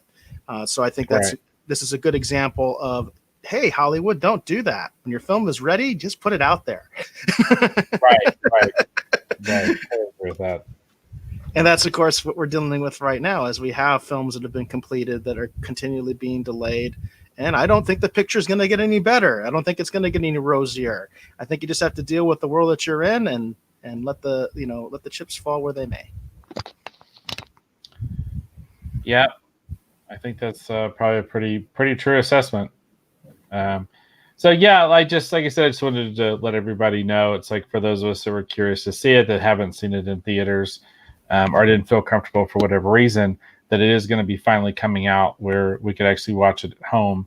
But it is interesting because it is taking the slow ride to get to everyone. When this is, I understand the whole negotiation thing. I totally get that, and that these were contracts that were negotiated way before because the world was in a completely different place. But I just thought it was really funny that the one film that they probably could have taken and just VOD'd this, on the front end, that as far as the contracts and stuff were worded, I'm wondering if there'll be a clause like that moving forward, a clause that says in event of, certain kinds of situations and events, that, they can have like a second agreement, for a different sort of release, so that they could actually release things, have the freedom to release things VOD, in, for example, the situation in which we currently find ourselves in. So I think one of the issues they had was they had so many false starts. At some point, there were probably theaters that said, "Hey, we're not.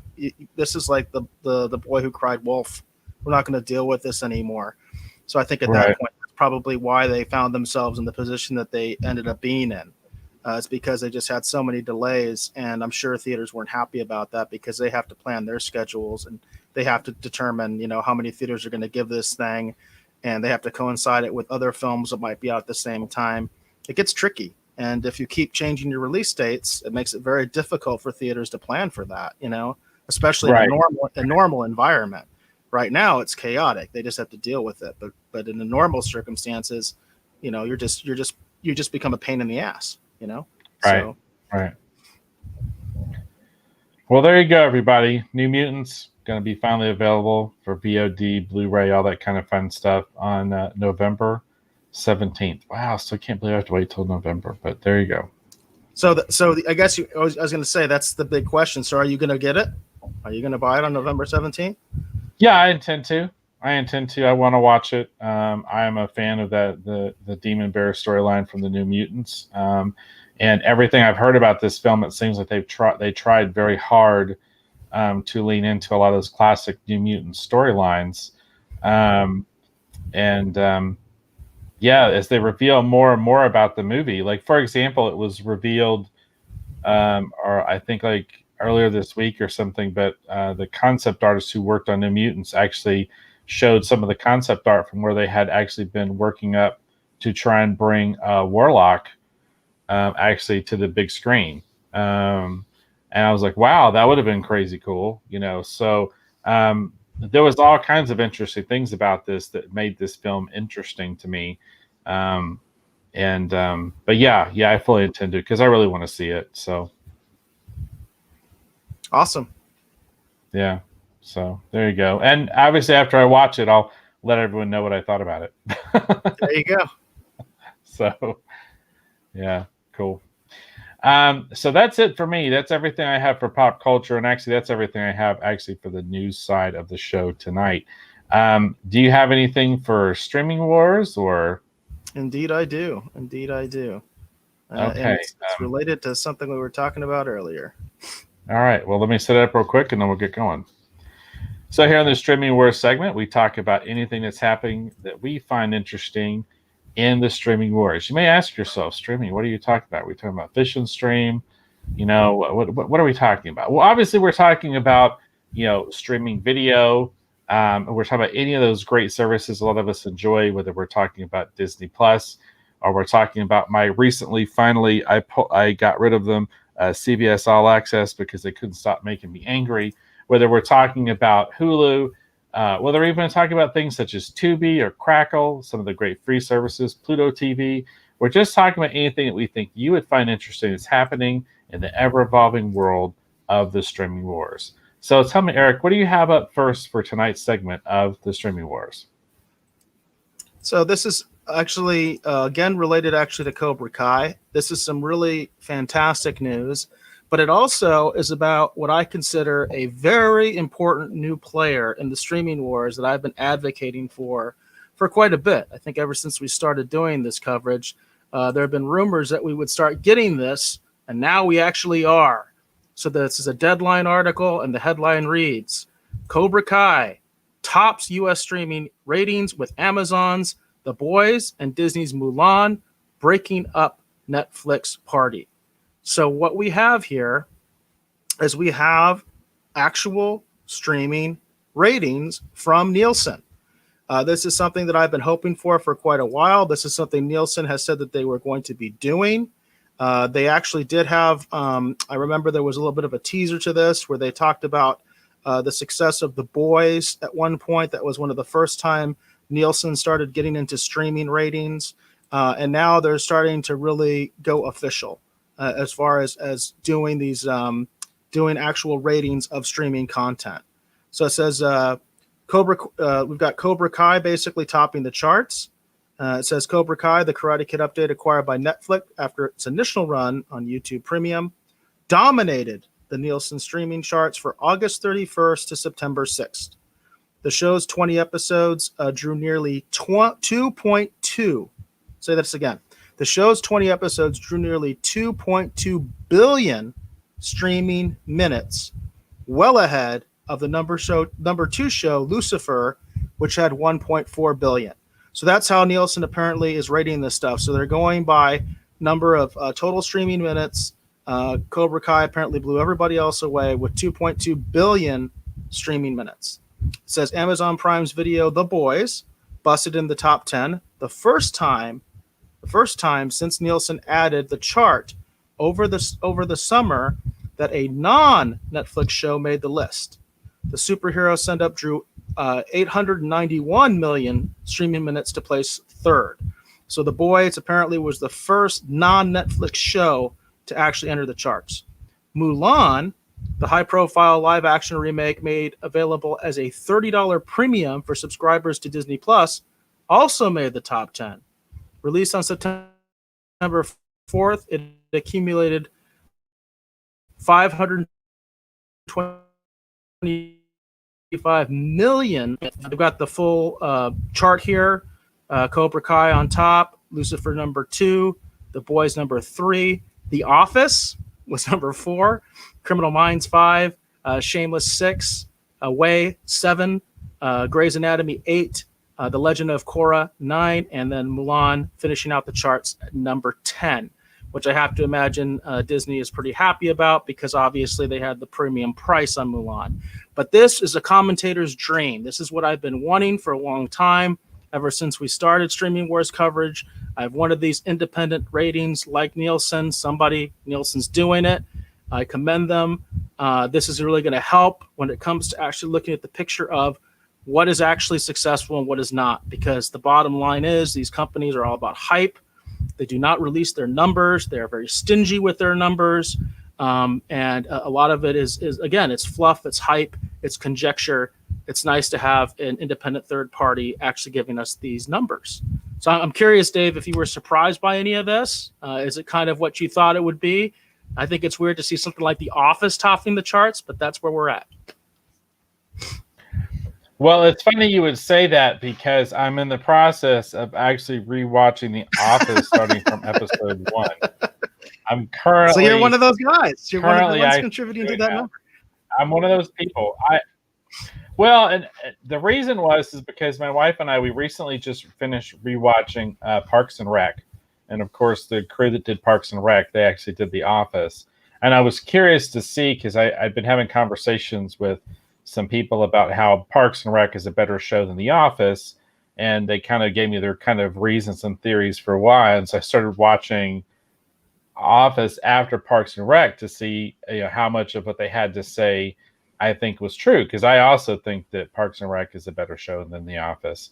And it's interesting so far, from just a purely whatever standpoint, I think that the theories that people are giving me were true. So it's funny to see The Office actually on the list. I'm not shocked at that because I know a lot of people, there's a lot of people that there's those shows they turn on just to have something on in the background while they're working.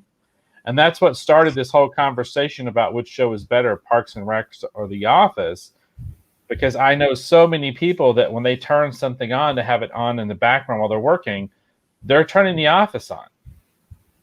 That's what they're doing.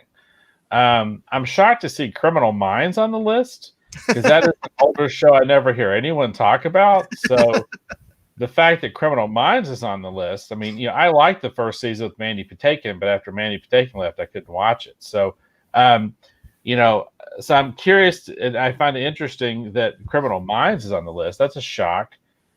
We'd heard, because they made reports that Disney had stated that Mulan did really well for them in their weirdo, premium release thing that they did.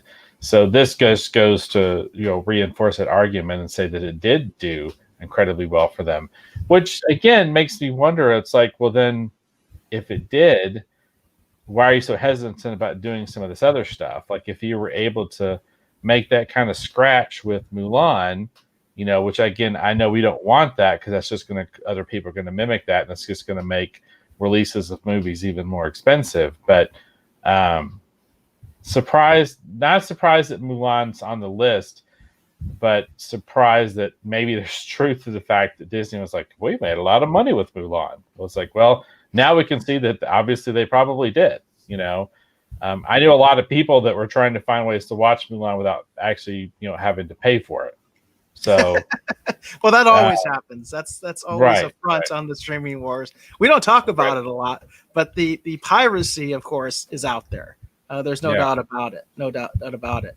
And by the way, Micah does mention Parks and Recs is better. Says I love April and Andy.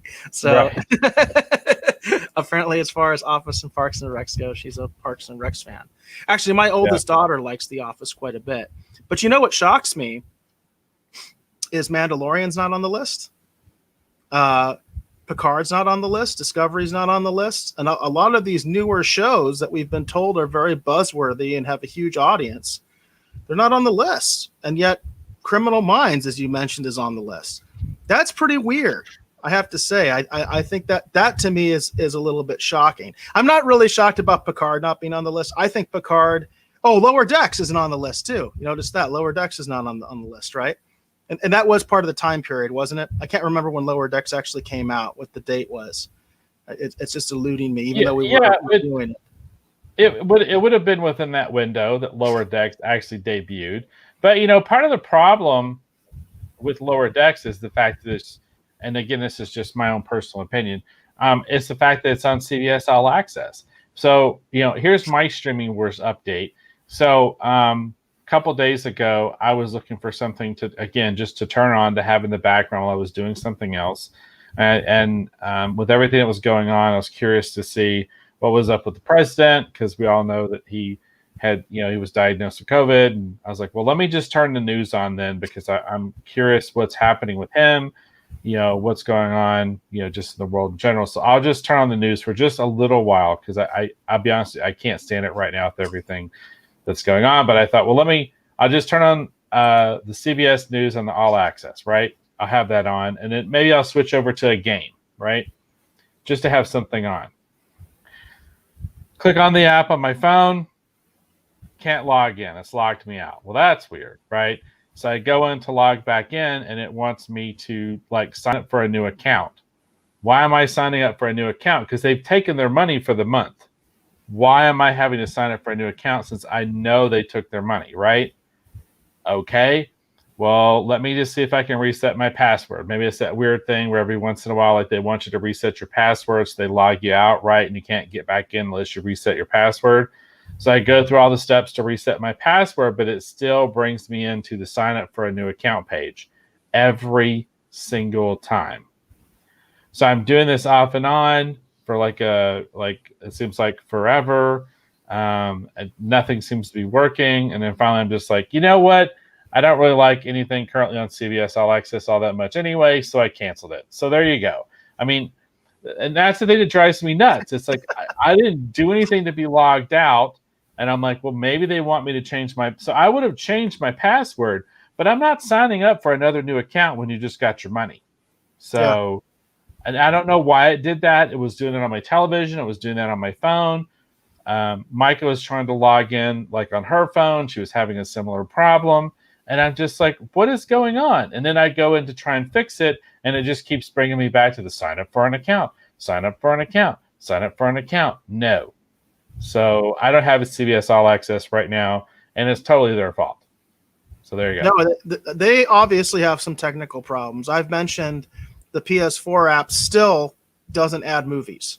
The Paramount catalog is still completely unavailable on the PS4 app. The movie tab is empty, and there's no way to access all that content that is available on other apps and available if you're using your laptop, for instance, those kinds of things. Really irritates me, and the fact that they just don't seem to care. And everything that I hear says CBS really needs to care. Their numbers are in the toilet. They are not competing well with the other streaming services. They don't show up. When I'm doing research for these articles, trying to find articles, CBS almost never shows up. The only thing that's shown up is the rebranding. There is some buzz about the rebranding, about Paramount Plus. But otherwise, they don't show up anywhere. And I think their numbers are abysmal, and they don't want to admit it. So it's really a curious situation in my mind of what they're doing. It boggles my mind because they really should be upping their game at this point. You know, Disney has shown, even though they're still nowhere near Netflix, that you can compete. You can get into this space, and CBS All Access is older than Disney Plus. They've been around longer than Disney Plus. So, and then when you have a marquee brand like Star Trek, it's just, to me, a no-brainer. But I think they've just taken that brand and flushed it in the toilet. That's just my personal opinion. You know, I don't like Discovery, don't like Lower Decks, and hated Picard. You know, so I don't know. I mean, I think it's just a crazy thing that they're doing. The only good thing to me, it seems like they've done, is the rebranding. And then there's some hope that maybe they'll redo the app. It'll be better. It needs to be better. I think that's the bottom line. The app needs to be better. And of course, content is king. Content is always king. We can see that, you know, with who's topping the charts. It's Cobra Kai, which has been out for years, basically on YouTube Premium. They brought it to Netflix and it tops the charts. I think that just speaks volumes of what a great show it is and how well it's written. And also related to this, you know, for people that haven't heard, they've been approved for season 4. So good news for Cobra Kai fans. Yeah. It's good news for them. I feel like it's totally deserved. I know it's controversial for some people, but my wife and I, we've been really enjoying The Boys. We're probably about an episode or 2 behind. That's purely my fault because I've been so busy working on stuff. So, but no, yeah, it's exciting that they have a way to kind of give us sort of independent numbers that hopefully are a little bit more, you know, at least provide us with a snapshot of what's happening, you know, in terms of the various streaming services and such. It's nice to at least have that information. Because you cannot believe the hype, folks. That's what this article should teach you, is you cannot believe the hype that these studios and these streaming services tend to dish out all the time. The reality is often far different than what they are telling us. Right. And that applies to everything, by the way. That can even apply to politics and news and all that stuff. Keep an open mind. Very true. Very true. So very cool. So yeah, what else do you have for streaming wars? Because I don't have any streaming wars news, actually, unfortunately, tonight. So no, that's it. I always say I'm one in when it comes to streaming wars. So all right, cool. So I guess, are we good to get into talking about Silent Rage? That sounds good to me. Let me get the graphic up here real quick. Let's see. All right, you've already got the graphic up. I'm trying to get up on my end. Man, I tell you, I don't know what's up with my laptop. It was doing like a really good job, and then it's just kind of been acting up really bad the last. I mean, it's not. When I say it's acting up really bad, it's just the way that I like to do the graphics with the 2 monitors and stuff. It's just been really giving me fits. Well, let's go ahead and we'll talk a little bit about Silent Rage here real quick. So for those people who may not be familiar, amongst all the various streaming services that are available, one of the services that is available that we I know Eric is always promoting, but we typically don't talk about too much on the show, is actually Tubi. Now, Tubi is a service that I am not too super terribly familiar with. This is the first time I've actually watched something on it. I know you're thinking shame on me, but it is the first time I've watched something on it.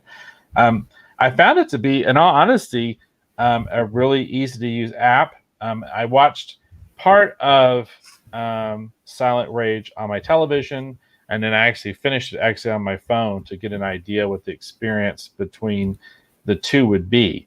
And I found it to be really kind of interesting and fun. Now, Eric, I know that, for example, that people could actually watch Occupants on Tubi. Can they still watch Occupants on Tubi, or? Yes, from the last time that I checked, which was maybe a month or two ago, yes, it's still available there. I don't have any reason to believe it's not available there anymore. So yeah, Occupants should still be available on Tubi. Okay, cool. So that's the thing that's interesting about tonight's selection is that if you are interested to watch Silent Rage, if you find this interesting after we talk about it, you can actually go and actually watch it on Tubi. And then Jane actually says, I watch shows on Tubi almost every day, which is very cool. Very cool. Like I said, for me, my first experience with Tubi, and it was a very good one. This is a Rogues retrospective. So you may be asking yourself, if you're new to the show, well, what does that mean, Dave? Well, what a Rogues retrospective means is that we're going to talk about the film the way we originally first heard it, our impressions when we originally saw it, and then what we're going to do is we're going to talk about how we feel about the film today in a more contemporary, modern sort of context. That's what makes it a retrospective. We talk about it then, and then we talk about it today. Now, one of the things I want to point out here just real quick before I get into the basic information and read a quick synopsis is that I love what it says at this movie poster because it says, science created him. Now Chuck Norris must destroy him. And I love the fact that it's not even his character's name. It's Chuck Norris. Chuck Norris must destroy him. So yeah, it's like a Chuck Norris joke before Chuck Norris jokes even existed. I know, isn't it? It's crazy. It's awesome, right? Isn't it? I love it. I love it. I didn't know about that tagline until you sent me the show graphics, and then I was like, "Oh my god, that's such a Chuck Norris joke before they had Chuck Norris jokes." Right, and it's so funny because I'm surprised I haven't seen this poster around more often because that's what it is. It's foreshadowing the legend that would become Chuck Norris. So Silent Rage, of course, is a film that came out in 1982. It's considered a action/horror film, which we're going to talk about that because that's kind of the good point about it and sometimes the not so good point about this film, at least for my personal opinion. So just real quickly, the synopsis is a sheriff kills a murderer whose body is then donated to science. Three doctors operate on the body using a revolutionary drug that not only brings the criminal back to life, but also gives him superhuman powers. When the resurrected man begins to kill again, the sheriff faces the difficult task of hunting him down. Again, this came out in 1982. This is directed by Michael Miller. And obviously it stars, our big star here is going to be obviously Chuck Norris.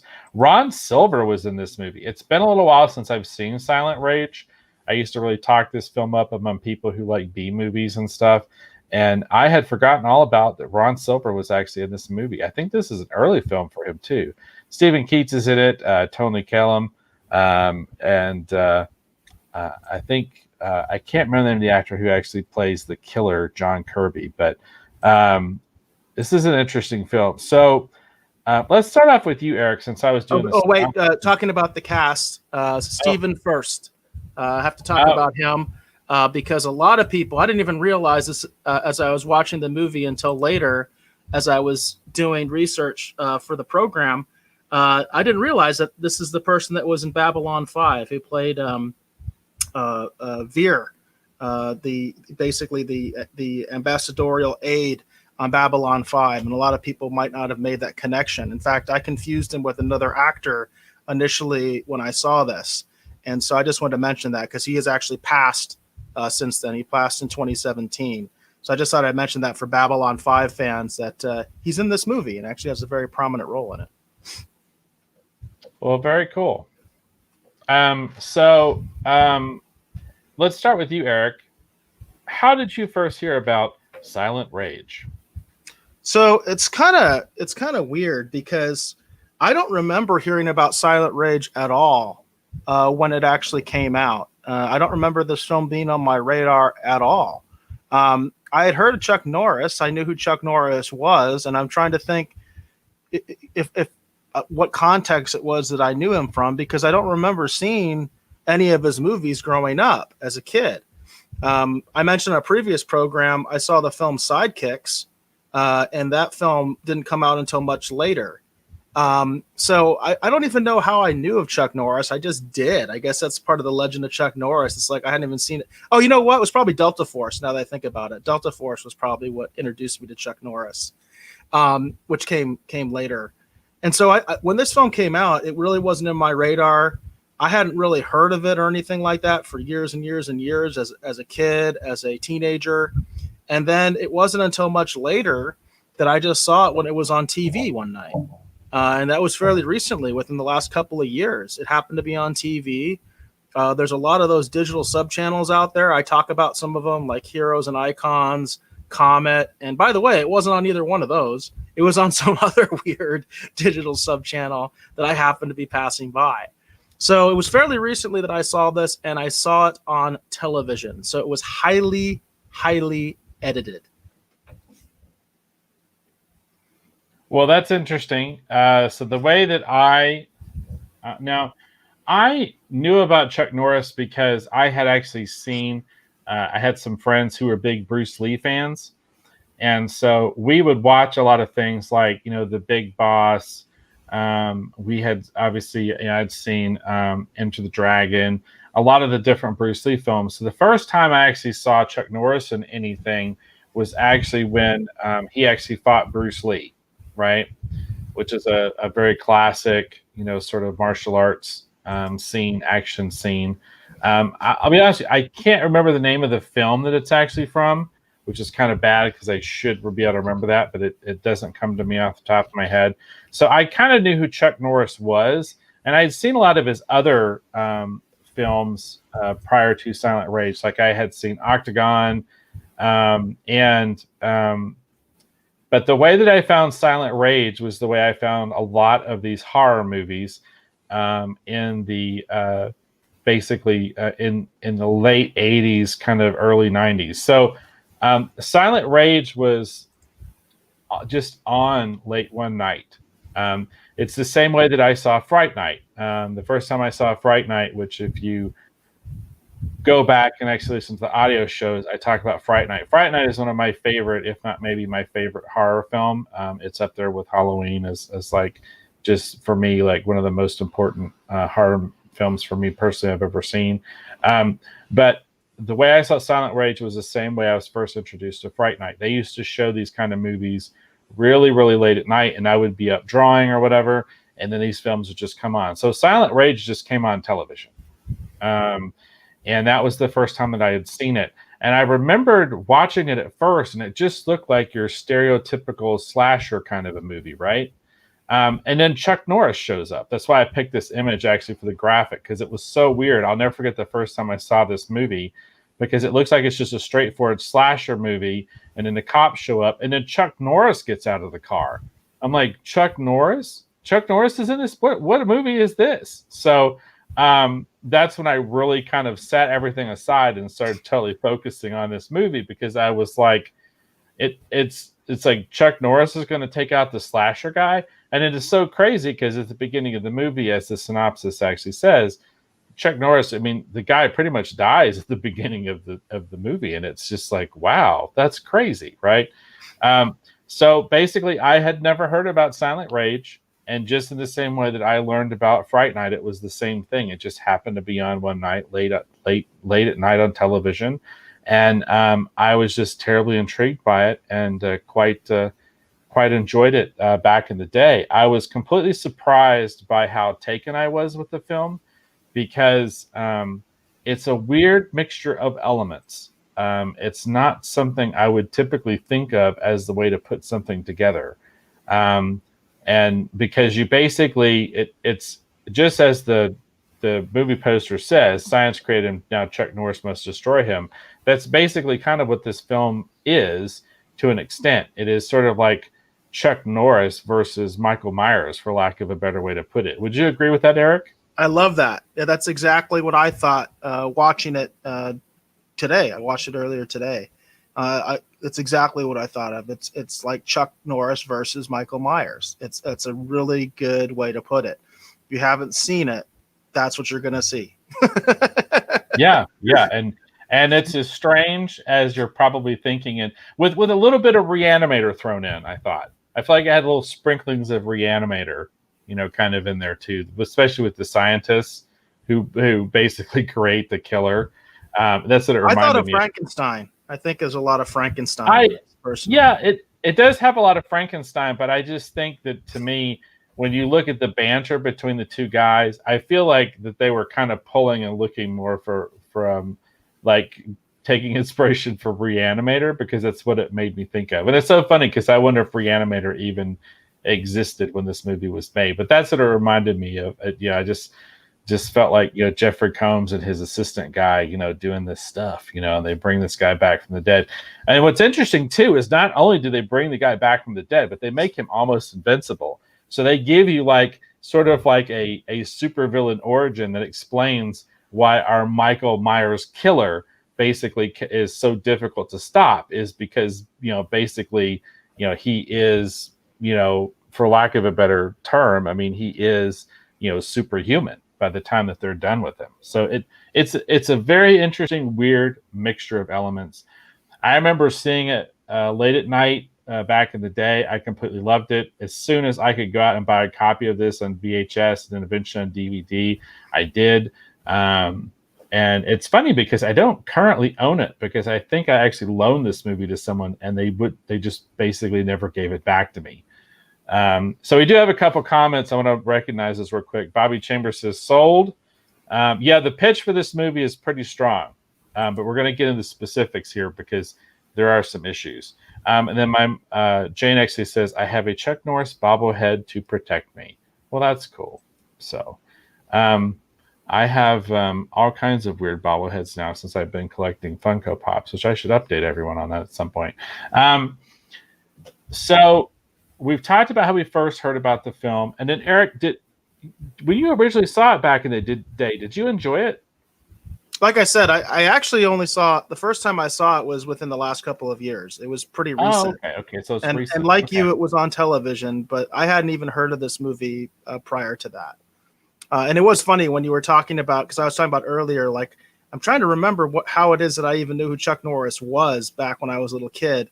And I do remember my dad talking about the fight with Bruce Lee. I do remember that. That's probably my first exposure, was my dad just talking about that, because I knew who Bruce Lee was. And then my dad used to talk about the infamous fight between Bruce Lee and Chuck Norris. Of course, there's all that speculation of who would have won in a real fight. Right. So, well, the thing that's interesting about this film is it has those shades, even though this is not Walker, Texas Ranger, but it has shades of that in terms of how the way that Chuck comes across, the way that he's dressed. It leans into that pretty heavy. So hold on just a second. Eric, why don't you talk about how you feel about the film today real quick, if that's okay? Yeah, so I actually really enjoyed watching this. I actually did watch it again today, and I watched it on Tubi, and the Tubi version is unedited. So it's basically the full, R-rated version of the film. And, we don't talk about a lot of horror films on this show, and probably one of the reasons for that is that I'm not necessarily a huge horror fan myself. I did grow up watching things like the Halloween movies, the Nightmare on Elm Street movies, a couple of the Friday 13th. I saw them actually at a friend's house because my parents would not let me watch those kind of things when I was growing up. So it was like a little bit later, probably around 5th, 6th grade. I specifically had a friend that I met. I used to go over to his house, spend the night, and he was really into horror movies. And that was like my first introduction to horror movies. And those were the kind of movies that I watched. And those are the kind of horror movies that to this day I still like. A lot of the new horror stuff I'm just not that into. I like that old stuff, like I said, like Nightmare on Elm Street, Halloween, and Friday the 13th. And this film really fits very well into those kind of horror films, in my opinion. So I really enjoyed watching it. I like the fact that this is a genre buster. I like multi-genre films. This is obviously a horror film, but this is also an action film, very much so. Has a lot of action staples. There's a great bar fight scene where basically, it's kind of funny because it's almost like a mini movie within the movie. It doesn't really fit into the rest of the movie. It's just Chuck Norris being the town sheriff and beating up a bunch of bikers in a bar. It's awesome. It's exactly the kind of thing you want if you're into Chuck Norris, if you're into martial arts scenes, that kind of stuff. And it's just kind of in the middle of this film. So it's very much an action film, but it's also very much a sci-fi film. It's not supernatural that creates the monster. It is science. That's why I was kind of saying, like, it reminds me a lot of Frankenstein. In fact, I think that was something the director had said in my research, was that this was like Frankenstein meets Kung Fu. That's what the director called it. And I'm not sure if that's how he pitched it but that's how he advertised it, was this is Frankenstein meets Kung Fu. Of course, it's actually karate because Chuck Norris does karate, but the director probably didn't know the difference. Regardless, I think it's really interesting. It's a fun movie. Like I said, it's a genre buster. It's kind of got multiple dimensions going for it in terms of the kind of film that it is. I mean, again, not being like a huge horror fan, it works really well for me on that level. And I really, really, really did enjoy watching it. I thought it was a lot of fun. I don't know. I don't know what else to say about it other than I really enjoyed it. One of the big reasons that we're reviewing this is because it is October. This is the month where you want to be talking about things that are, horror related, things that are going to freak you out, things that are spooky. And I think Silent Rage kind of really fits the bill. There's a ton of your typical horror staples in this movie. Everything from, just the kind of stupid things some of the victims do. The running upstairs thing that happens in this movie, where the victim, of course, runs upstairs instead of running out the door. There is nudity, which, of course, that's a big thing in a lot of those horror movies of that era. It's got a lot going for it, and of course, it's got Chuck Norris. I mean, it's got Chuck Norris fighting in a monster. So, I mean, that's pretty cool, right? I mean, how can you go wrong there? Yeah. So for myself, having just literally I rewatched this, like I said, within the last couple days. The thing about Silent Rage that makes it really interesting if you've never seen it before is like Eric said, it is very much a genre buster, and that's the thing that's really cool about it, is that it's not as predictable as you would think it would be. It is predictable in the sense that hopefully our hero will win, right? But it's not as predictable as you would expect. That's the thing that's interesting about this film, is kind of how surprising it is. It sort of like falls into these like horror movie tropes, but then because of the introduction of Chuck Norris and the martial arts element, it doesn't really go the way you expect it to go. And it's interesting too, because for a long time, this movie, that bar fight scene that he has, Eric, this used to be the highlight thing that they would play for Chuck Norris when they would talk about Chuck Norris, when they would do like martial arts and film retrospective things or documentary stuff or whatever. That was one of the big scenes that they would play for Chuck Norris, is actually the bar fight that actually comes from Silent Rage. It makes a lot of sense. I mean, that's a really well done scene. If you're an action fan, you're going to love that scene.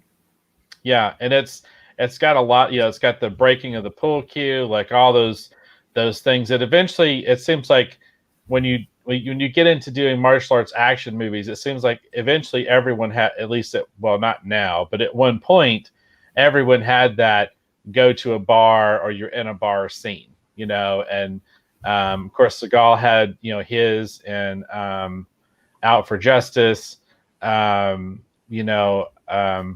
to think of Van Damme. I think for Van Damme, for the one I always think of, which is actually a restaurant, not a bar, is from Universal Soldier. I mean, there's all those really awesome sort of like, bar type battle scenes. Actually, Seagal had several now that I think about it, because he also had the bar scene too in on Deadly Ground. But anyhow, I digress. But that's the thing that's kind of fun about this, is how it doesn't really just lean into the horror tropes and then that's it. How do I feel about the film today? That's where we're at. So there's a couple things, because it's been a few years since I've seen this. I had forgotten how much nudity there was in this movie, for starters. There is a lot. There's a lot. There's a lot of nudity in this film. So heads up on that end, that there is a lot of nudity. The film does show its age at times. That's not necessarily a bad thing, because from the jump that what you're watching is very much, sort of like a product of its time, right? So I don't think people would be too shocked at that, other than the fact that some of the quote unquote love scenes are borderline, for me personally, kind of cringe worthy at this point. Hey, there's a story behind that. Do you know the story behind that? Oh, no. So in my research, there's apparently a quote from the director that says, for the love scenes, Chuck Norris was really having a lot of difficulty because he wasn't comfortable with that. And it wasn't something that he had experience with. My understanding is this is the first time he did a love scene in a movie. And so the director, to relax him, basically said, hey, why don't you improvise? I guess they went off script and said, just have some fun with it. And they said on set, it was fun and that they, enjoyed it. Chuck had a good time, playing around with his co-star and all that stuff. But Chuck Norris himself apparently has said the most criticism he gets from this film is about the love scenes. And as a result, he doesn't do love scenes anymore. Wow. Okay. Well, but here's why I find the love scene cringeworthy: the music choice. I feel like the music choices that they made during the love scenes is what makes it so dated. And it's very 70s. It's very 70s. And that's the thing. It's like, that's to me what dates the film the most, and what makes its most kind of cringeworthy. Because like some of the early shots in the film, where the way that it's actually shot from a directorial and a cinematography standpoint, it reminds me of like, Night of the Living Dead and a lot of these really classic horror films, and how that it's shot and it's staged and it's put together. Because even though it is, a Frankenstein of a film, because you're taking two things and smashing them together, it is still such an interesting. It's just such an interesting way that the film has been put together, because of the disparate elements. Because once you kind of get past some of this stuff that kind of doesn't work, and then basically the killer is basically set loose. I mean, it's just a fun almost like a grindhouse type of a movie. And it's really a lot of fun. So having recently rewatched it, my recommendation would be, if you have never seen Silent Rage, if you find any of this interesting at all, if you're a Chuck Norris fan, I think Silent Rage is kind of almost required viewing at least one time, just so you can say that you've seen it. But like I said, back in the day, there was a period in time where Chuck Norris's highlight reels that they would show, and they would talk about Chuck Norris and his importance in movies and martial arts. The two things they would show would be his fight with Bruce Lee and the bar scene from Silent Rage. So I would definitely say that if you're a Chuck Norris fan and you haven't seen this movie, you definitely need to see it. I think a lot of people, in all honesty, after they watch it, I think they'll find an interesting appreciation kind of for this film. And to me, it feels like an unofficial, if you're a Walker Texas Ranger fan, it kind of falls into that same sort of milieu that also inhabits like Lone Wolf McQuade. Lone Wolf McQuade is still my favorite Chuck Norris film. But the thing that's interesting about Silent Rage is, if you've ever watched some of the Halloween movies and you see the cops and they show up and and the character just kills them or makes quick work of them, and they don't seem to be much of a threat. Well, when you have a person like this sheriff that Chuck Norris plays, it doesn't always go down that way. So, which I thought is makes it a lot of fun. Um, it's just one of those kind of fun things, because I've always wondered, and what would happen if the Mike Myers invincible killer character had a run-in with Batman. Well, this is probably the closest we're ever going to get to see on screen in this kind of idea, because Chuck Norris is his own sort of like mythical now, like superhero, for lack of a better way to put it. So it's just a lot of fun, because I think that's the way I would sum this up. Is it, if you've ever wondered what would happen if Chuck Norris fought Mike Myers, it's that almost like, what was that movie they did? It was Freddy Krueger versus Jason. It's Right. that kind of idea, except you have a very obvious heroic character versus an obvious, villainous, murderous, slasher killer character. So, but I definitely recommend it for people who have never seen it. Check out Silent Rage on Tubi. Yeah, it's really interesting because, as I was watching this, I was thinking about how one of the deficiencies of a lot of the Marvel films, in my opinion, is that they don't do a good job with the villains.